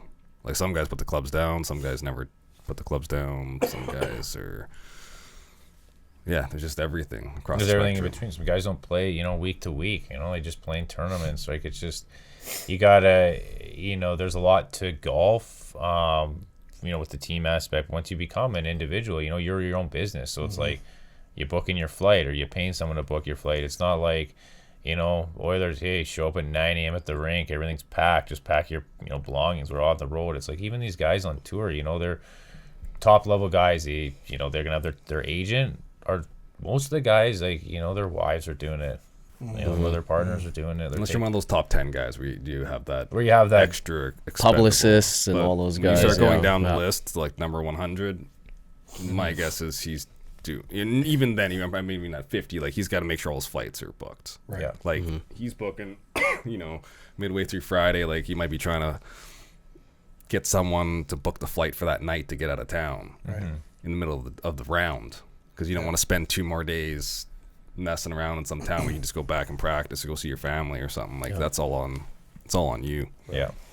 well, and that's interesting because you kind of start that way as a junior, having to manage yourself more. Here. Yeah, unless you're in an academy or something that's really regimented. Yeah. And then, so, you know, then it doesn't make a lot of sense for college to be totally different in terms of everything being so structured. And then on the other side of it, when you're a pro, you kind of go back to what you guys are saying. Like now you got to take care of yourself again. That might be a bit of the downside of Canada with high school golf being kind of I wouldn't say, it's pretty much non-existent. Just basically one tournament you play in, whereas in the States, like even with high school starting grade 9, you'll have golf teams, which pretty much everyone plays on. Yeah. So you are into that environment at a pretty early age. So going to college really isn't that So shocking. different. Yeah. Obviously, I'm sure practices are much more. Well, mind you, they still have it probably every day after school. Yeah. Yeah, I remember Red Mountain, by being up there, you know, Yeah. Red Mountain High School team. Like, look at the guys that played on that team. Like, you know, Yeah. Charlie Belgian, Jesse Mueller, like, phenomenal. Yeah, I can't remember golfers. who the third one was. There's one Aaron something. Aaron Watkins, I think. it Yeah, I was. think so. Yeah. So for Americans, I think it's an easier transition into college. For Canadians, I know for me it was just. I remember, I don't know if I'm pretty sure you play some of these tournaments where like you don't have a lot of range spots. Oh, yeah. You Right, you got to share. Or like normally you have this like routine you go through, but then you get to like a team event. Well, there might be, I don't know, whatever, 30 schools there, but the range only has 30 spots. So now you have one spot to cycle everyone through. Like, yes, you are separated by like 8 to 10 minutes per tee time, but that's not a lot of time. So you have to like work together. Right. In that short time frame. It's really strange. That was a really strange one, I think. That was, you know, that's a good point you bring up. I remember that, like, your routine would have to be completely different. The amount of times you'd be going out on that 36 hole day with a shotgun, and you're like, I feel like 6 balls because, like, you just couldn't. You know, it'd be sometimes you get out there, you're fighting to have breakfast, and it's just, that was a different aspect of the game with college that didn't really translate to like the summer. Even like what time you get to the course, like if you a lot of times with shotguns where we all start at the same time, but sometimes there were tee times. So if you're the last one to tee off, you're there super early because you're like 50 minutes after the first guy tees off, but that guy might need it. Actually, it usually always revolves on how much time did the first guy need. Yeah. So usually Or the first 2 guys or whatever. Guys, yeah. And then you kind of figure it out. But then by the time you're last, like you might be there like 2.5 hours, 3 hours earlier. Whereas some guys like to show 45 minutes. Some guys are an hour. Some guys are half. Like you have your own routine, but now this thing gets totally destroyed. Yeah. And you have to like adapt. Yeah, college golf was definitely, it was different. I enjoyed it. It was fun, you know, traveling with the guys, hanging out with the guys, you know. that's fun. You know, you're kind of, again, I look back on it and it's like, you know, kind of a, you know, it's a good learning curve as far as, you know, here's reality now. You know, you're going on a trip with the boys. It's like, okay, well, you still got the laptop out, you got to get to work or whatever, right? It's the same thing as when you're on the trip with the guys. Like, oh wow, I just shot 76. Who cares? I got a assignment due in 3 hours that I haven't started, right? So you're grinding before, you know, the second tee time. So that was, you know, the team aspect of it was really fun to be able to, you know, share those experiences with, you know, buddies, right? And there's most of them, like, you know, they're still very good long-term buddies. Any tournaments that jump out to mind? Not so much wins or losses, but you know, when your time in Victoria, any tournament that you know, sticks out of in the realm of, oh, that was a fun weekend, or I really remember this. In any experiences like that? You know what, the whole time at UVic was pretty sweet. Like there was a lot of experiences. Carbs it was an absolute beauty. We had so much fun traveling, and you know, we just getting picked up. And I don't know if one really stands out. One of the Canadian University, the year we played with Mitch, and we were out, I can't remember, we were out east somewhere, but we were staying at a dorm. It was one of the dorms, right? But it was like it was like summertime, so there was like no one there. So we were just in like this massive building, and we were sleeping on these like skinny little. It was just bad. Was it the military college that you're? I don't know. Like whole dorms. Like when I lived in a dorm, it was a single. Yeah, it was a single. Yeah, like when I lived in dorms, it was a single. Yeah, it wasn't. That's all you're getting. But I can't remember what that was. Yeah, the first year we played the university, and again, those are really fun. Like you're kind of, you know, you're flying out there with the boys again. Got all your team gear, yeah, like your shirts, your backpacks, or whatever. Yeah. But yeah, I don't know. Honestly, the stuff that really stood out to me that I remember wasn't really any tournament books. We had to take the ferry everywhere, right? So I remember I was always the last guy getting picked up, and it's like, you know, we're taking the 7:30 ferry to catch a 10 o'clock flight in van to go to see. It was just always such a gong show. But we never missed anything. But it was always just so much fun. Our, you know, the boys will never forget Carbs just being like, all right, hurry up, boys, hurry up. Darren will be there at 6. It's like 5:40. He's showing up. Like, I just, those are the fun days. You know, you're just all young and, yeah, just traveling, having fun. I think the same with hockey. Like, you remember a lot of the trips, I find. Yeah. You know, like movies on the bus or card games or whatever. Yeah, I don't really, to be honest, I don't really remember any of the results, or like, you know, there's a couple tournaments there. You know, the home track at Cordova Bay. You know, actually, to be honest, probably the shot that I remember the most of my entire college career wasn't even a shot I hit. It was one of my good buddies, Dylan Can, on UVic. It was his final round of CIS. We're at Cordova Bay, which was our home track. We were hosting the universities that year. He's on the 9th hole, last hole, and he slam dunks it for eagle. No way. And so like that, you know, like little stuff like that, right? He'll remember that for the rest of his life, right? And just little things like that where we're just, you know, we're having fun with the boys and, you know, getting ourselves in a little trouble, and, you know, it was fun like that. So that was his last college shot ever. Yeah, slam dunk, deuce, walk off. Yeah, that's a nice way to go. Mine wasn't so good. Well, I was injured my last year, but the problem was I knew I didn't have another year, so I just sucked it up and played. I didn't play much last year. My knee was so bad. When you got to play walk 36 holes, like, because you don't stop. No, you just walk. It's legit. You start the first hole, and then you just keep going. Yeah. And I remember like the lunches sometimes were just horrible because I remember one time we had like 3 bags or something. So you already got to carry, and you couldn't use pull carts back then. It was like a legit rule. Oh wow. Where you could not use a pull cart, so you had to carry. You're out there for legitimately like 10 hours straight. Slave labor. This lunch comes out. I remember it was like a bag, then there's like 3 bags in the bag. Mm-hmm. And so now you got your bag. You're trying to walk and like pull stuff out of this bag, try to get some bites in, but then you got to hit your shot. And it's just it was just a gong show, though. I remember those two. That's funny you mentioned that. I remember that tournament in Texas that we played. It was a regional event there. It was actually in Victoria, Texas. That's the only reason I remember that, because they're Victoria, Texas.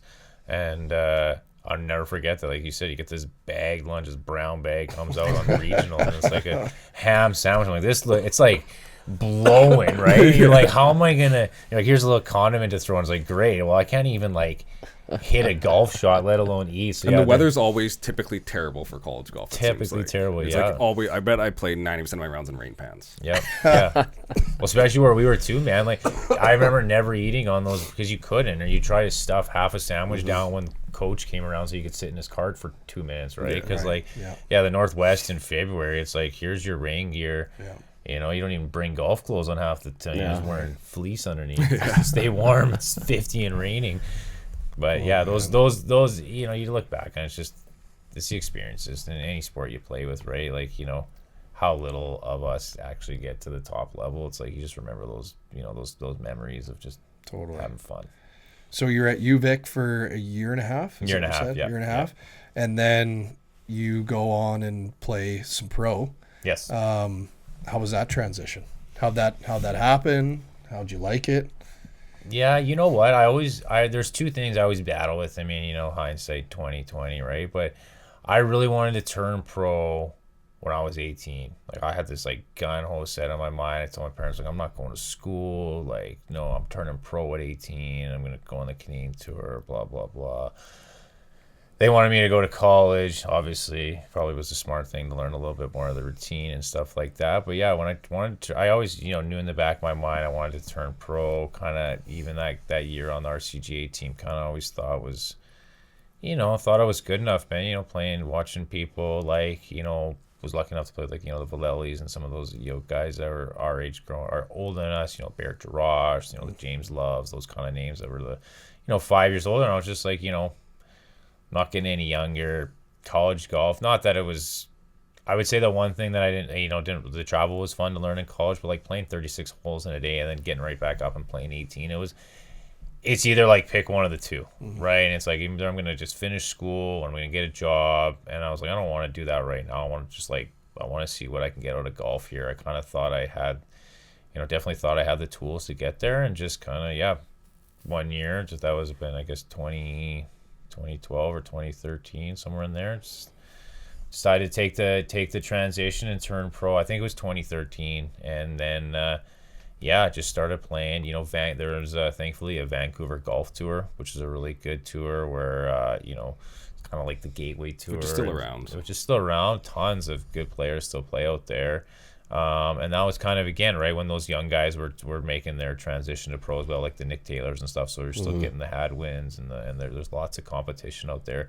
James Allenby was playing phenomenal golf, and there's just the list is long. Yeah, as Bryn Maddie would have knows. been Bryn would have been playing playing really good back then, and still is playing really good. But he was just, you know, kind of, those guys were kind of, you know, in their transition too. Like, do I, you know, give up trying to chase the PGA Tour card and you know, focus on golf? So there's still, you know, the Wes Heffernan's here in Alberta. He's still phenomenal, obviously. And, you know, then all the guys at our age that have kind of transitioned in. It's just, you know, let's try taking a crack at pro here, see where it was. And, you know, it was a hard lesson. It ain't no joke, right? Like, turning pro and just getting into the, you know, the financial thing is one of it, but also just like, it's different, you know, it's a different beast, in the sense that, you know, you just really feel the difference, and you get on a few of those gateway tour events, and was lucky to play, you know, some good events. But again, like the line between making, like, you know, having a top 5 on a gateway to having a, you know, a top 5 even on, you know, would have been the nationwide back then, like,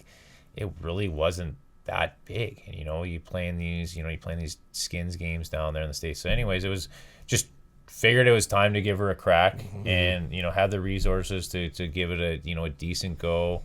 And luckily was still kind of involved with TaylorMade, was able to, you know, get some clubs, get kind of hooked up that way, and just did qualifying school.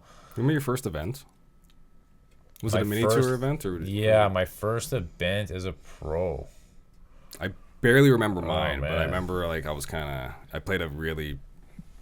Oh, you know what it Weird was? mini It was tour the Alberta Open that year. I turned okay. pro, and then I played the Alberta Open year, and that was the first year I got a check, was at Carmody. I wonder if it was the same year I got a check. That might have been the same year you got. I finished like. Just the year James won. You won back-to-back years. Yeah, though. I think it was 13 or 14. It was there, but that was my first paycheck. I remember that because I remember I had to sign something with Laurie Evans, and I was like, that was one thing I've learned. I was real bad at managing myself, and like at that as a younger kid, you know. But that's like probably one of the biggest things is just you're your own manager. And I would forget to do all this stuff, like sign up for tournaments here and there. I was really bad at that growing up, but learning, I learned. Yeah. But yeah, that was definitely like, let's give it a crack here. The Alberta Open, there were some good tournaments around here.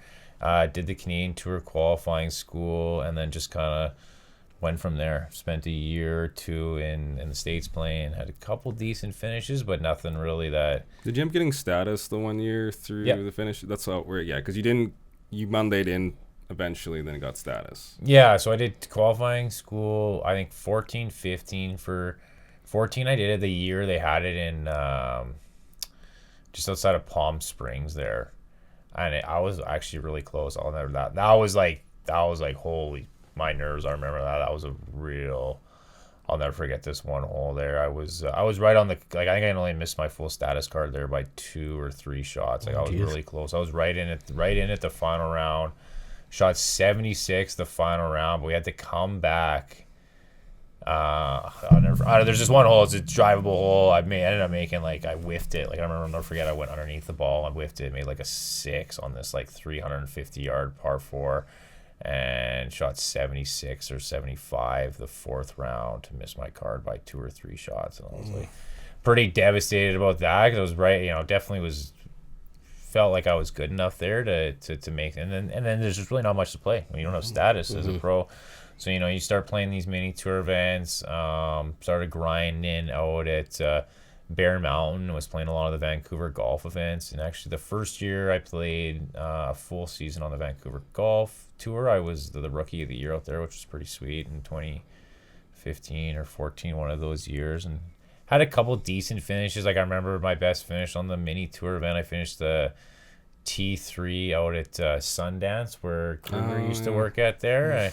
And that was, a decent, that was a decent paycheck back in the day. And you're like, man, this is, gives you a taste of kind of like what it could be. But it's, then you keep grinding to the Q School at Crown Isle. But then, how I ended up eventually getting my status was the year I got my status, I was like, well, I'm not doing Q School. I'm just going to try on Monday. And I tried Monday I actually did pretty well for the Mondays. I qualified, missed the first one, and then ended up qualifying for the one in Point Grey, and I actually played really well going into the weekend.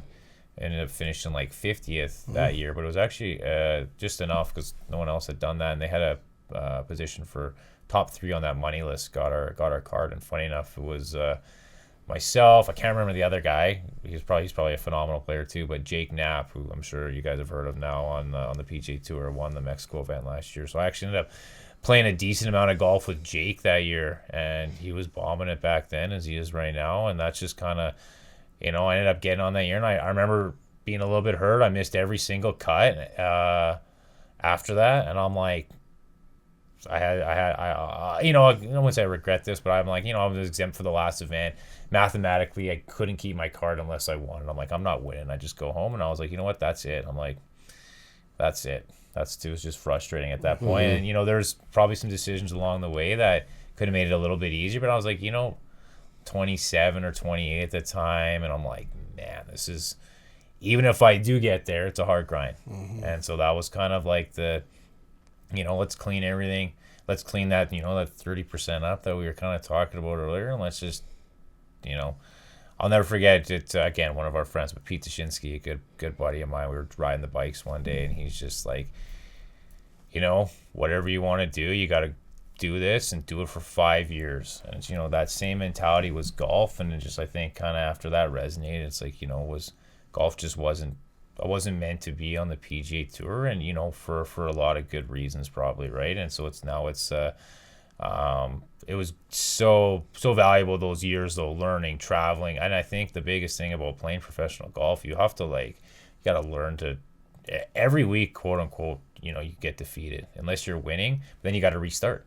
You win one week, well, then you go tee it up the next week, or you're at the same spot and you go suck for another 12 weeks. Like it's a razor thin, there's not much winning. There's not much winning out there. So it's like, it's very hard. Professional golf was very hard mentally to deal with, because like the ups were the ups, but the downs, you kind of always were, it's hard to focus sometimes when, you're missing 5 cuts in a row and that sort of stuff. Right. So, and your expenses along the way don't stop. They don't stop. And it's all on you. There's no team providing. I mean, now on the PGA Tour, there is, I believe it's a $500,000 advance you get, but you don't get that till you get to the PGA Tour. So anything coming up, even on the Corn Ferry Tour where they're playing for much less, you're on the hook for Everything, yeah. Yeah. Oh, it just goes back. Look at the interview this week or 2 weeks ago in Bahamas. I can't remember the kid's name, but he's like, yeah, just finishing up some whatever the 401s or whatever the tax stuff. He's an accountant in the States. He's grinding after his round on the Corn Ferry Tour, and here you are. It's like, it's kind of hard to equate. I think for a lot of second job on this on the second tour. You don't really think who's that. For us in Canada, like no one's in the AHL having being an accountant in hockey, right? And it's just like it's kind of a weird sport like golf like that because there's just such a thin area to make money. Yeah. Right. And you need to have a big war chest to, I believe it's, yeah, so like the typical time frame is 7 years out of college to make the PGA Tour from Canada. So in that year, each year you need to have resources of I would say at least $100,000. Yeah, I would say at least roughly. So you need close to $1 million to make the PGA Tour, and unless everything goes right, which is very few. Because even like Nick and Matt, like it took them a bit of time to. I can't remember if Matt made it or not, but no, Matt Hill, like again, like if he phenomenal golfer, like never even made it to the PGA Tour, and I was like, this shows you how hard it is. Guys having records like Tiger Woods in college was like, this guy, you would think, he was the Bedard or the. He was like a shoe-in. He was a shoe-in to make the, to make the tour, and you get out there, it's hard, and then you got, or just grind, and then they get there. Even a guy, look at from Canada, a guy like Roger Sloan, even just kept his foot down. Didn't have the greatest college career, and just you keep grinding, and once golf's a really unique sport like that. You can have a good month, and all of a sudden you could go from being a head pro even to having you'd be selling insurance, to all of a sudden you're playing. Yeah. Yeah, that's the positive side of it, right? And that's the nice thing with Monday qualifiers, like how he got in. So if you don't know, like in PGA Tour, they're getting rid of this a little bit, but pretty much every other tour, any basically non-exempt player has the ability to qualify on Monday. Yeah. Of the tournament week. So anyone can theoretically get in. You still have to have a certain handicap to. I believe you need a certain handicap, but at that point, I can't just show up and knock at the door and say, "Hey, I want to try and qualify." At that point, I mean, I guess there's always those guys that show up, but for the you'll get banned. They actually do have a rule. A list? If you shoot over 18 strokes of the course rating, so to say it's a 72 and you shoot a 91, you're banned. You're not coming back. Or you have to provide. You have to provide a reason why. Yeah. You can, or documentation of events that you've done to justify in the middle to justify you coming back. Yeah. Because it does get to be some of those Monday qualifiers or like 5.5 hours. Well, like the waste management one, there's 6 pre-qualifiers before just to even get into the Monday qualifier. Wow. So you get a massive amount of people in these. That was crazy back then. Even when I was doing that 10 years ago, there was 4 pre-qualifiers just to get into a Monday, just to get one of 3 or 4 spots in the waste management. And I remember, I think it was Lone Tree. I mean, it wasn't Lone Tree. There was a course down there. I remember shooting 4 under and missing the pre-qualifier and being like, it was just such a cutthroat, competitive. You're not even getting into the Monday. You're like, oh my gosh, I'm just shooting 67. It's like a feat just to get in the Mondays. Yeah, just to get into a Monday to qualify for, like Maddie was saying, they're getting rid of that on the PGA Tour, but which unfortunate that they're kind of. Are they getting rid of it completely, or I don't know if it's completely, but there's a lot more invitation. Well, because they're making this field much smaller now in a lot of events. Pace of play stuff, and especially on the West Coast, daylight stuff. Yeah. So there's smaller fields, and I think just because of how big, on the ecosystem of the PGA Tour, at least, there's so many stuff coming in now. You got the DP Tour, you got the Corn Ferry. Even the Corn Ferry Tour went from 30 to 20 cards already, the hardest tour ever to graduate from, to keep your card on, and now it goes from 30 to 20. It's oh man, you gotta be dialed in just to to keep in top 75 to keep your card out there. You're world class. Oh yeah. Yeah. That's the difference. In hockey, we got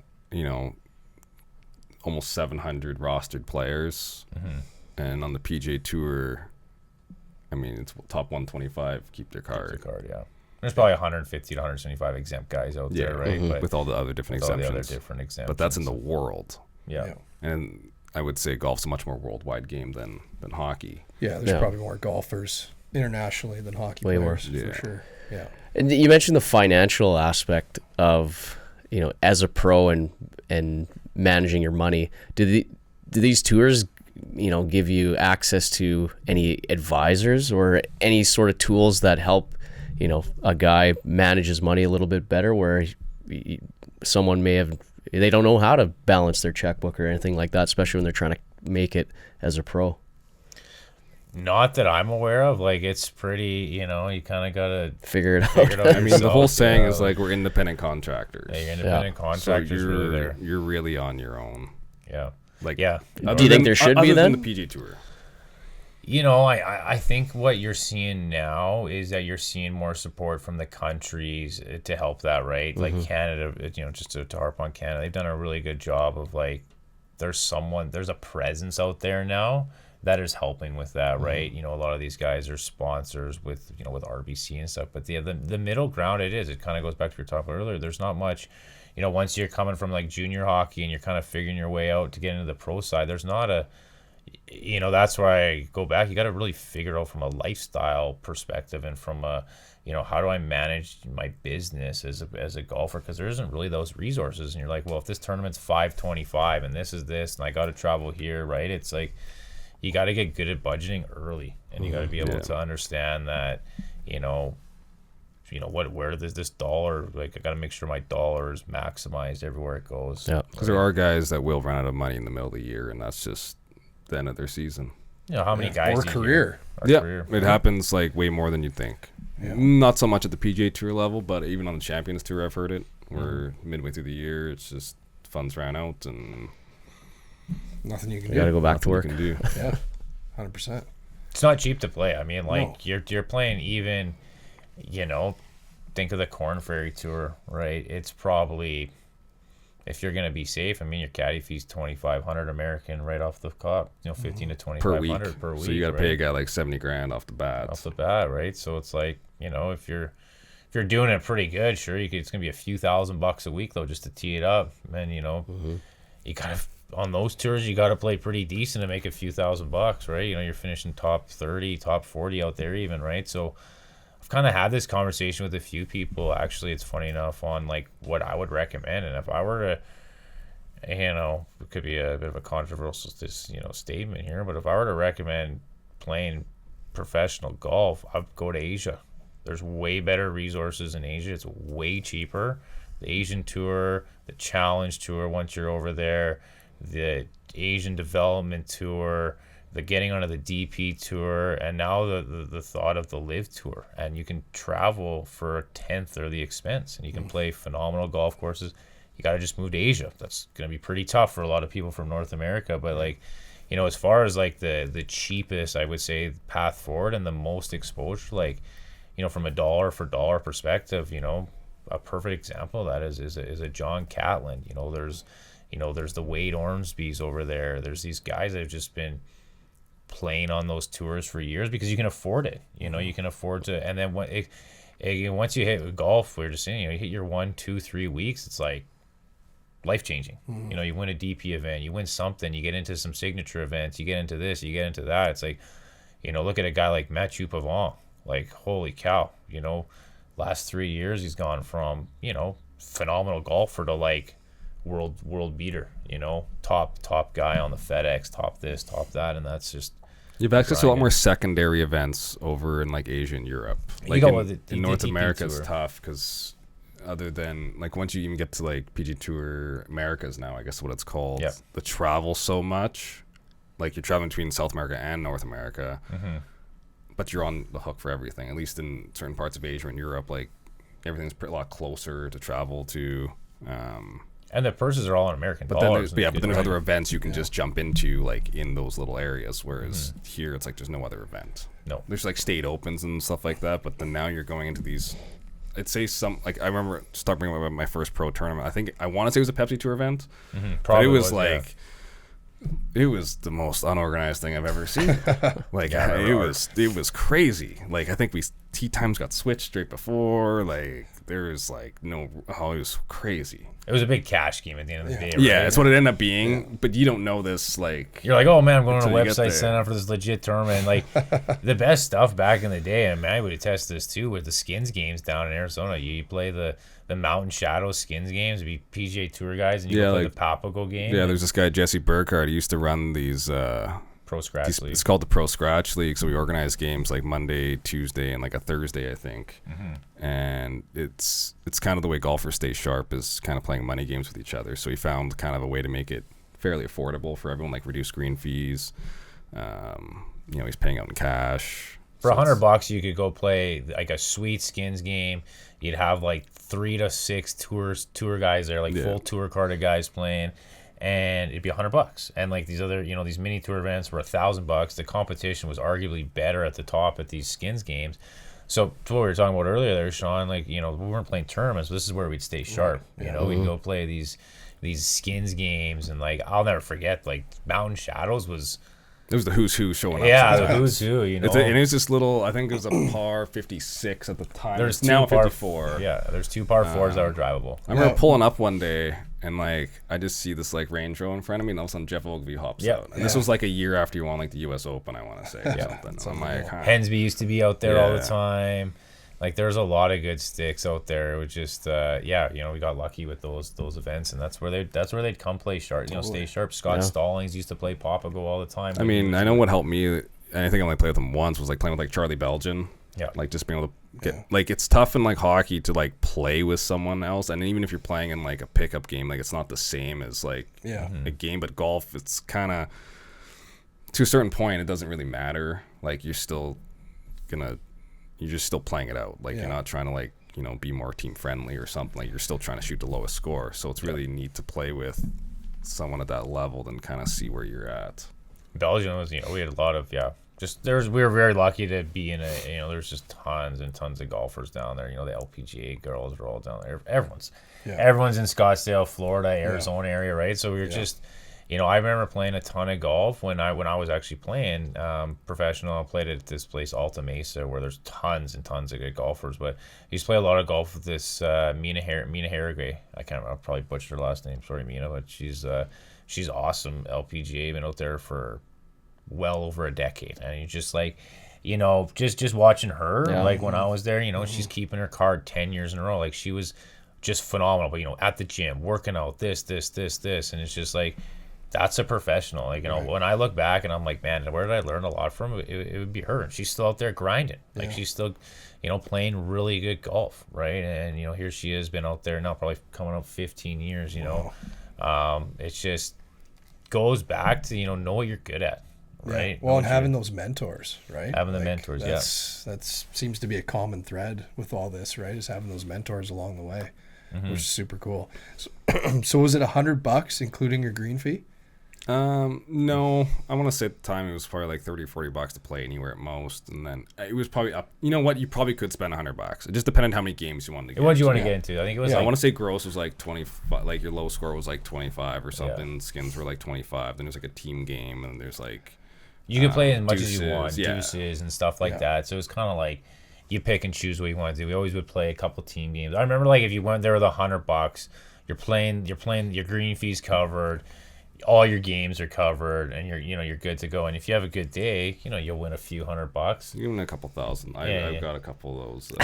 I go for that whole. I got a hole in one there. Me too. I had one of those days. But I remember Hoagie got a hole in one the same day I did that one. Well, like we had to play with him too a lot. Like when he was unreal in the Gateway Tour, he still is unreal. But he was like there was a lot of good Gateway Tour players down there too. Like when we got a hole in one Mountain Shadows for like 25 or.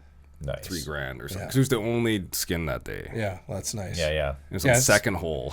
Second hole. Second hole, and I don't even know what I did afterwards. I don't remember. You can't remember. It's tough when you have your own hole-in-one sawed off by another hole. It's happened before in those games because it was a par 3 course, mainly 2 par 4s. So at the time, I think there were a lot of like 100 to 150 yard holes. So at one point in time, a hole-in-one did get sawed off. So. I'll never forget that. I aced 3 that day. I was playing with Dale Vallely and Aaron Curry, some guy from Ontario, Ottawa. That was Lee Curry. Lee Curry, yeah. I still see him now. Yeah, he's a great dude. Yeah, Lee, and I remember I made ace on the third hole of the day. I'm like, probably should have given her a bit more because I could have probably won the low that day. But yeah, I was a blur after that. And then Hoagie made ace on one, and I think there was, I'm not even kidding, I think there was a deuce on 14 or 15, the par 4. Remember there was that old executive down par the road 4? or something, Yeah, down the road there was like about a 290. Oh. But like, yeah, you just get all the guys, and all the guys would come out there with their caddies, and like the caddies were the ones that they loved gambling, the caddies. So sure. You'd have some fun games out there, and I think that's what, the competition, or like what Maddie was saying, like, a $20 cash game when you don't have $20, even like the Lee Trevino, you say that, it's just like, it's just about putting the pressure on yourself, and as far as golf, getting under the gun, and those were the best games to play. Yeah, it's the weird side of golf. It's the only way to kind of make it. And like in college, you do this with, I guess they'll still play for money, but then you're, playing for the traveling team or whatever. So, like your competition. Putting the pressure on, it's the only kind of way to simulate it in golf. Yeah. Which seems to be like, the money game kind of side. But I guess the whole game technically really is a gamble when you think about it. Yeah.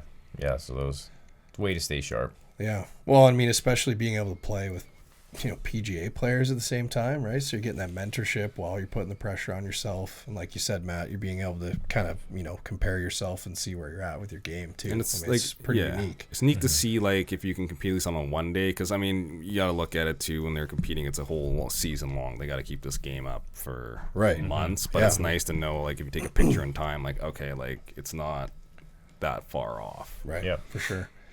So Darren, do you think your journey with golf, especially we're hearing about how you have to be so independent at times and manage your money, and there's a lot of risk involved too, especially when you become a pro, and you never know when your next paycheck is coming to be able to balance out the expenses that are inevitably going to be there.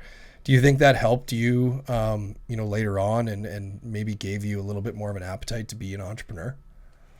Yeah, it's just I think when you look back about it, if there's one common thread that I can think of from even just playing hockey, what we talked about at the start, is just, it's execution, and it's about, delivering stuff, right? You got to be, you just got to execute on what you think you're going to do, right? You put your game plan forward, and you stick to your execution, and you're confident in yourselves. I think that's the biggest thing, right? And I think, from what I've learned, especially with playing sport and with playing golf, it's just, you gotta know yourself the best. And along the way, whether it's with coaching or whether it's with whatever, it's like whatever they say, they're here to try and help you get better. And you sometimes gotta, once you put your ego aside and you realize that if most of the time people are there looking out for your best interest, and it does, it certainly helps. Where I'm at now, as far as, in a professional stance, has a lot to do with what I learned and playing golf and growing up, and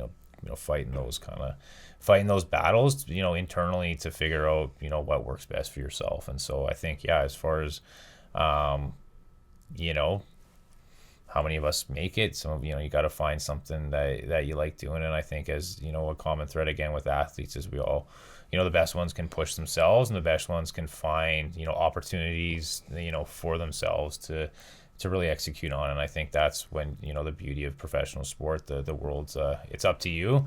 With whatever resources you have, you can certainly execute and can make something out of it, right? So I think it has certainly, it's helped a lot from where I'm at today, and going back on the 3-5, the 10 hour was the 10,000 hour rule or whatever, 10,000 shots or whatever it was when I was growing up. That was harped on me on the RCGA. It's like, it's totally true.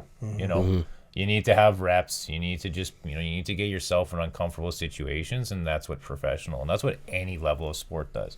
And it doesn't need to be sport. We were talking sport here, but there's academic stuff. But what you need to put yourself in uncomfortable situations. And an uncomfortable situation is, hitting a first tee shot in front of a bunch of people. And that was kind of in my life, was something that made me, execute. And you got to just kind of be in the present. So it does. Sport is super valuable for business and stuff like you are as you're moving forward in your latter part of life, you could say.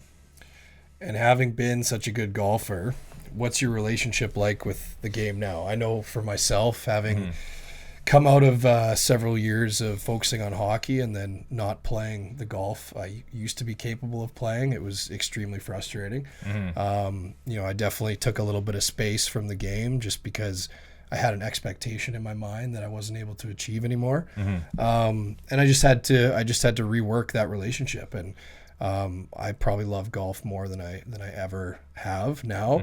But I go into it enjoying the fact that I'm not working, I'm spending time with friends. If I play well, it's a bonus, but I'm not going out there with necessarily the same competitive mindset I had when I was, 14 years old. Have you found that you've had to kind of rework your relationship with the game a little bit now that you're not able to play as much as you used to? Yeah, absolutely. Since 2017, really haven't played much golf, really, to be completely honest. Maybe 20, 30 rounds kind of thing. Like, just there wasn't a ton of motivation to play for about 3 to 5 years. Like, I remember even 3 years ago was the first year I didn't play any golf. Didn't touch the clubs once all year, which was like, first time in like 20 years. But I'm, kind of what you were saying earlier, I think I'm at a point now I've gotten over, it was never a bitterness, but getting over the fact that, I'm just, if I ever play a PGA Tour event, it is what it is. And like, I think now that, there's some simplicity in the life and the day to day, I love golf more than I ever have. I watch so much golf now. I watch the Live Tour, I watch the PGA Tour, I watch the Corn Ferry Tour, the Asian Tour. I watch every tour. And so it's like, as far as what, DP Tour, I love golf more than I've ever have. And I love the opportunity of, working with Maddie and working with the community to ultimately get back into what I think is probably, I do think it was, where I was meant to be with golf. It's just, working back in a community standpoint, giving back to the game that's, obviously given so much to me as far as, life lessons and just opportunities and stuff like that. But yeah, like, as far as I love the game more than I ever have. I'm super excited for this next chapter, and if I start playing good golf again, great. But I've learned that I'm not a professional golfer anymore. I have a job. I have a business. I have to run day to day. I have to take care of the family. I got to do my thing there, and it's like golf feels as easy as it ever has, in the sense that it's fun. I suck at it now, but I love it more than I ever have. As far as like the score, it's like, played virtual golf the other day at the country club there. I shot 83. It was phenomenal, I thought. But I had a blast with the boys. You know what I mean? It's so like, matters. I played the tournament, Maddie, and got to see all the boys at the Mickelson this year. It was my first tournament in like 7-8 years. Like, I don't even remember what I shot, but it was so much over par. But you know what? It was a tough setup. It was a tough setup, but I don't remember what place I finished. I remember being able to see the boys again, and having breakfast with the boys, and just kind of that sort of stuff. And it was super fun. And I'll do it again this year. I'll play some more tournaments this year, and I'd like to get back into whatever that happy medium may be. Of I still think I look at golf as a sport. I still think my best golf's ahead of me, and I hope it is, and we'll see. Nice. No, it's a fun tournament because it's like a big blast from the past. It is. It's all the boys from Alberta. In all the generations, there's a decent amount of guys from each generation are close to where we were growing up, and slightly older and younger. So it's a really cool way to bring. I think that's actually what their whole. It was fun. The last day I played with. Yeah. The 2000. I won the Alberta Junior in 07, and I played with the 17 and the 23 Alberta champion. I'm like, this kid's like 19 or 20 or whatever. I was like, this kid's really young, and he's just hitting it like 90 yards past me. I'm like, this is sweet. Like, it was like actually really fun, and like you said, it was like kind of a blast in the past, but it's also like, I say to my dad all the time, we're kind of in a sweet spot of our life right now. We kind of you can relate to the 18-year-old kids still, but you can relate to the old generation. Well, even having your dad out there, because your dad was out there every day, was just, for me, it was a massive blast. It was like we were 16 years old again, going to Aurora, Colorado, because your dad's there. Like yeah, no, I had a blast with it. Even LaCure, I mean, he was one of our buddies growing up, right? There's just just to have everyone come together and just play a tournament. And I think that's what we're starting to see now in golf and in sport. It's like, let's grow the game, let's grow the culture. Like, let's be, people are a lot more professional. Golf used to be kind of booze and schmooze or whatever you want to call it, right? But it's there's a lot more let's just grow the game and make it very inclusive to everyone, because it's a very fun sport, and it's one of the unique sports that we can play our entire life. And you can be the worst golfer and you can be the best golfer and you can still go out there and you can have a competition. Yeah, You that's the best part. That's the best part about it, right? So, yeah, I love the game more than I ever have. I think golf's in the best spot it's ever been in, regardless of all the, the politics behind it. I think golf's going to be in the, for the next 5, 10, 15 years, golf's only going to get bigger and better and stronger. We'll talk about what you're doing now with, in the intro, we talked about the First Tee initiative for you guys, as well as the 4 kids. Yeah. But maybe, First Tee, touch on that, then what you're doing with 4 kids. First Tee first, but so basically it's an organization out of the States that, they're trying to get the game of golf into, I guess, all areas of the population. So people that are underprivileged or especially different, I guess, racial backgrounds, demographics, like people that in other countries that might not have had golf, like expose them to that here, give everyone an opportunity to play and learn the game. So I know they do offer some like subsidizing through their program, but also then with Darren, we wanted to create our own chapter through the First Tee Alberta at the Medak Golf Club to bring in some kids from around that area to get started. Yeah, it's kind of been like, Matt and I have probably been working on this, it's been an idea for 5 years. The name just kind of, it was funny, you're a little younger. I don't know where it resonated from, back in the day, listening to rap music or whatever, for the kids. It just kind of came together. But, ultimately it's meant to be fun. It is. It's for, it's designed obviously for kids and for, having the ability to work with the First Tee and what Maddie's been able to bring to this ecosystem is definitely probably the most exciting chapter of my golf career, that be able to give back and work with kids and give back through just opportunity. And Maddie's been able to again really bring together the vision and bring together the the necessary parts through through the First Tee. So we're super excited. We have no idea where this is going to go. I think it's going to only get bigger and better as far as just with what Edmonton is and what the Alberta, there's already is a lot of stuff kind of going on here. And I really think that, having obviously the resources and doing this in conjunction with the First Tee is only going to bring, notoriety to it, as it is, like Maddie mentioned, it's known throughout the world, and to give opportunities. So yeah, I'm really excited. I mean, this is definitely something we've been working on for a long time, and something that's finally, we've got a really good light at the end of the tunnel here. And I think it's going to be, 2025 is going to be just fantastic. It's going to be sweet with what we can do. And I think just with, with our networks and with where the vision is, this is just the start here. I think it's going to be a really, really big program here. I think the biggest thing about it is it's not performance based. It's just let's get them to learn the game, so it's something they can go back to later in life. Just thinking of the stuff that, thinking growing up, right? Like, again, you can say what you want, but think of school, right? It's like, this is a way where we can give back to kids through our experiences, through just like we talked about all thing. It's like, hey, you want to be a golfer? Sweet. Here's like 20 opportunities you can do. You want to just go get an education at, University of Calgary, phenomenal thing, but you want to play in their golf team and get a scholarship. Here's a path for you to do it. Here's the way we can help support you from, 7, 8, 9 years old. Get the family, get the parents educated, come out, have a good time. Just chat, just figure out like what the ecosystem looks like. Cause that's what I definitely missed. And, my parents, how are they supposed to know and learn as much? They've got their own careers going on, their own life. It's like, how do they, they don't really know that in Canada. And I think that's like through our experiences is what Maddie and, everyone else involved in this, we can really bring. Cause it's not, the goal isn't to just play professional golf on the PGA Tour or the LPGA Tour, whatever tour it may be. Like, if your goal is to use sport to get through college, that's a great route. And I think people just need to understand how these... Just stay out of trouble, be outside, be active, be with your friends. Even life skills, like golf seems that it can humble you or, teach you to, you always sit the term, take your medicine. Yeah, deal with the bad breaks. How many people in life, could maybe relate to, or they should relate to the game of golf where, knowing to either lay up or all those things. When to be aggressive, when not to. Yeah. But also, like, just the fact that, like, think about the business landscape now. Like, there's so many golf-related events. Yeah. So, and, like, to be honest with you, no one really cares about your skill level that much, I would say. It's more like, as long as you know how to, like, operate, like, the etiquette, like how to play in a certain amount of time, like where to stand. As long as you like do all these things right, then you can fit in much better.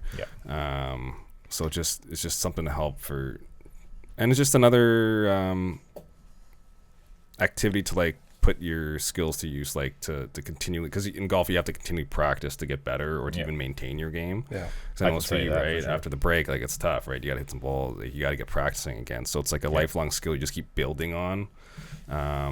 It bodes well for business. It's a business. It's like you're not going again like we use the other sports, hockey. I mean, basketball maybe a little bit more, but you're not going to go like there's obviously the office hockey, but golf is like, it's always outside. It's an enjoyable thing. It's a very good skill to have. And you play with anyone. And you play with anyone, right? Like, so it's, I think just having this opportunity with the first tee to really start exposing the opportunities and just making the opportunities, right? We have like our outdoor rinks and stuff like that here. What's not to say we can't have, resources through, whatever charitable event where people can, support junior golf, and junior golf can be, ultimately free, or there's not that cost. Very minimal, because I know like in Europe, especially in like Norway, I want to say it's like no matter what course is, it's like $250 for a year for a junior membership. Like how can we make it or start contributing that to our area? So, and it's not, and again, it's not about the performance part. It's just getting them involved. Well, and sports have gotten so expensive. I mean, they've gotten so expensive, but also so much the so competition. Like everything's like competition. Like, it's great if you're into that or you even have the resources, but there's so much more you can get. I just think, again, going back to what I was saying, the academics, that's one thing. If I strip all the sports and all the stuff beside, it's just like, would it help me now? Probably not where I'm at with business, but like it probably would have been nice to like, just been focused and like get a degree on something, right? Or like get the business degree. But you don't really think of that. You're like, well, I'm gonna be on the national team and I'm gonna be on the PG Tour, and there's only one road, right? And I think that now with how how much access everyone has to technology, it's like you can kind of do a bit of both, but figure out what you're good at again, and maybe it isn't sport. Maybe sport gets you to where you want to be in business, or vice versa, right? So I think just having the ability to teach these, teach kids and teach the younger generation, and just like hang out with the parents and stuff. That's what I'm really looking forward to. Just kind of opening up doors and using my experience to to help hopefully provide some guidance for the future. Well, and like you guys both have said, it's not about being, the next PGA superstar. I mean, even if they develop another hobby out of it, right? And it keeps them off the screens, and they're outside, and they're, they're socializing with other kids. Like not only kids, but adults. Like on a day-to-day basis, most golf courses are filled with adults, obviously. For sure. So you have to navigate, like even talking to checking into the pro shop. You're going to talk to an adult there. Go to the first tee, you're going to talk to the starter who's an adult. The group ahead of you might be, or probably gonna be adults. You might even get matched, like us as kids. You might get matched up with adults. Totally. That's a good point you make there too, Matt. Like, I remember that, like 14, 16, being very, not trying to, but being very mature, hanging around older people, because you have to be. The sir and the ma'ams. You're holding the doors open. You're doing the right things there. It's just those are just hats good. Off in a clubhouse. Hats off, exactly. Like you're just the respect of. Just respect the process, respect the culture. And I think, sometimes that's been a bit eroded, I guess you could say, in some aspects. And I think golf, people are always, pointing fingers, it's not a stuffy game at all. And that's what this is. This is our initiative, is to make this, to show people that, there's not just the stuffiness, old school aspect of golf that, people think that exists. Because it's, again, and I'll go back, that's why I love the Live Tour. I'm going to harp on it. I love the Live Tour. It's fun. You're out there, you're having fun. It's an event. You're out there to watch golf, but, they're interactive, and the people that are on that tour and the league they've bought in, like, even you hear the guy that won yesterday, he's like, my job, part of my job is to grow golf in Poland. Right. That's his job. Right. And that is what the league is trying to do. And I think that's what people are starting to see. It's like, man, this is fun. Like they're listening to music, they're having a good time. Like, they're playing under the lights like they did this week. It's like, this ain't like, showing up to the golf course. Like,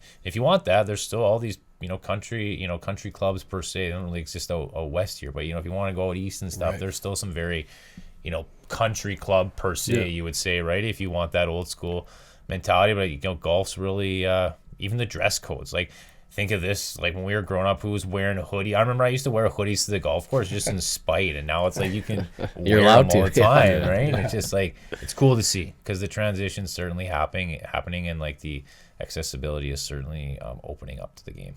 Yeah, it's becoming a lot more mainstream, which is awesome. It's great to see. But yeah, this is fun. This is going to be probably. I talk about this all the time with May. I'm super excited for what we've got going on here. Awesome. Well, any specifics at this point that you guys can share, or? It's mostly, I guess, the way the recruiting is done is mostly through the first tee. So they work with like different school groups, like after school groups, like Big Brothers and Sisters. Okay, yeah. Different community outreach centers. Like they recruit, I guess, the bulk of the kids that will be involved. And it can be kids from anywhere in Edmonton? We're pretty much going to try to keep it close to Millwoods, mainly for travel right now. Yeah, right. There's other organizations I've kind of talked to see how we can do something more inner city, but transportation's a difficult one. Yeah, for sure. Just to get them back and forth. So yeah, it's kind of the prove the model, I guess you could say. So Maddie's got more experience on the thing, like, you know, being the Class A pro, but basically it's going to be 12 kids is what we're going to start with, and you know the program is going to be 6-to-1 ratio. So if it's Maddie, you know, and one other pro, or if it's two pros, myself will always kind of be there floating, and Maddie per se floating or actually helping the kids. And then part of the program is of the 12, where they're all going to get a set of clubs. They're going to get a t-shirt, like a golf shirt, like a nice hat, like a golf hat. And then we're just trying to figure out kind of what the accessibility will be to Millwoods, as far as, like, you know, if they can go. For sure there're going to be some practicing aspect that will be compensated. So it's the real thing here is this kind of like, there's a nominal sign-up fee for the 12 participants, and then as part of the sign-up fee, you know, they'll get these welcome packages, and there'll be a 12-week program, and then I think we're going 12 weeks, right? probably break it up into two 8-week ones is probably how it works out better. It'll depend on timing with the first team. It'll be the time, yeah. So we're still ironing those out, but the main thing is that everyone that's part of the program is going to come in there. They're going to get clubs. They're going to go home with clubs. They're going to go home with a shirt. They're going to have all what they need to show up to a golf course and be ready to play. And that's kind of the pillar of the program, is that there's the accessibility after, and that they also have the equipment. So that's kind of with the one of the company that, so my dad and I's company, we're going to be sponsoring, and it's just a way we'd like to, you know, really get back into the Edmonton community here, and just kind of, you know, like I said, give back to the game that's, you know, given me so many opportunities. That's amazing. I mean, and it's not just come out one time for an hour. Like, you guys are doing several weeks of development, and that's. I think there'll be some of that too involved if we can get the transportation figured out with them, Right. and just so that, you know, it's not only limited to 12. We can give some more experiences to more. They won't get as much, obviously, but we got to make sure we can get this thing off the ground first. The idea is to, like, have, like Maddie said, is just kind of like, let's see what we can do with first tee. Obviously, this is a massive opportunity. We want to have like a program that kind of, you know, summer program, right? Yeah. Something to do out of school. And then, if it's like, you know, ends up being a weekly thing, and it, you know, obviously the idea would be to grow this, you know, course to course through all our public courses through Edmonton and throughout Alberta, and, you know, just start this initiative. There's, you know, there's lots of, you know, I live out in the Alberta Beach area. You know, there's tons of kids out there that might, you know, want to do a first tee program out there. You know, this is kind of, you know, back to the business thing. Let's prove our model. Let's prove that we can execute on what we can do, and that we can execute this year with first tee, and, you know, provide you know, a program. And then, you know, as far as, you know, with guys like, you know, we're sitting down here, who knows what the doors can open, right? There's a huge appetite for sport, and there's a huge appetite for you know, being able to do something with everyone, right, of all ages. And I think golf fits that bill perfectly. So, yeah, we're super excited. We have no idea what it's going to entail. We just know we're going to put our best foot forward here and see what happens throughout 2025. Well, that's amazing, and good for you guys for doing that. And we'll obviously keep everyone updated with the progress as you guys go forward with that. So I think we got to wrap up, Darren. It was awesome having you here. It's been a tremendous conversation. thank you so much for coming. It's been a while since I've seen you personally, so it's been a real treat. We really appreciate taking the time to be here. Yeah, I'll do it again, guys. I had a great time. It's been fun. Maddie, Taylor, Sean, it's great to be a part of this. I love what you guys are doing here, and thank you so much. Thank you, everyone, for tuning in. To help support the community, please visit our website at usports.community and follow us at usportscommunity on all social media. You can also follow and rate our podcast on Apple, Spotify, and Audible. Subscribe and like our video feed on YouTube. Links for all our platforms can be found in the show notes. Best way to help grow the usports community is to comment on and share our content with your fellow parents and athletes. This episode was produced by Nick Hussey of Hussey Multimedia, and hydration was provided by Earthwater. The youth sports community is proudly presented by Nuance Hockey and Mah Golf. Nuance Hockey provides detail-driven on- and off-ice development in the Edmonton area. For more information, please visit our website at nuance.hockey and follow us on social media. Mah Golf provides elite coaching for golfers of all skill levels at the Millwoods Golf Club in Edmonton. Our apparel is provided by Burn Barley, prairie-inspired, golf-focused. To receive 15% off your next order, please visit burdenbarley.com and use our promo code YSC15. We look forward to you joining the community next time.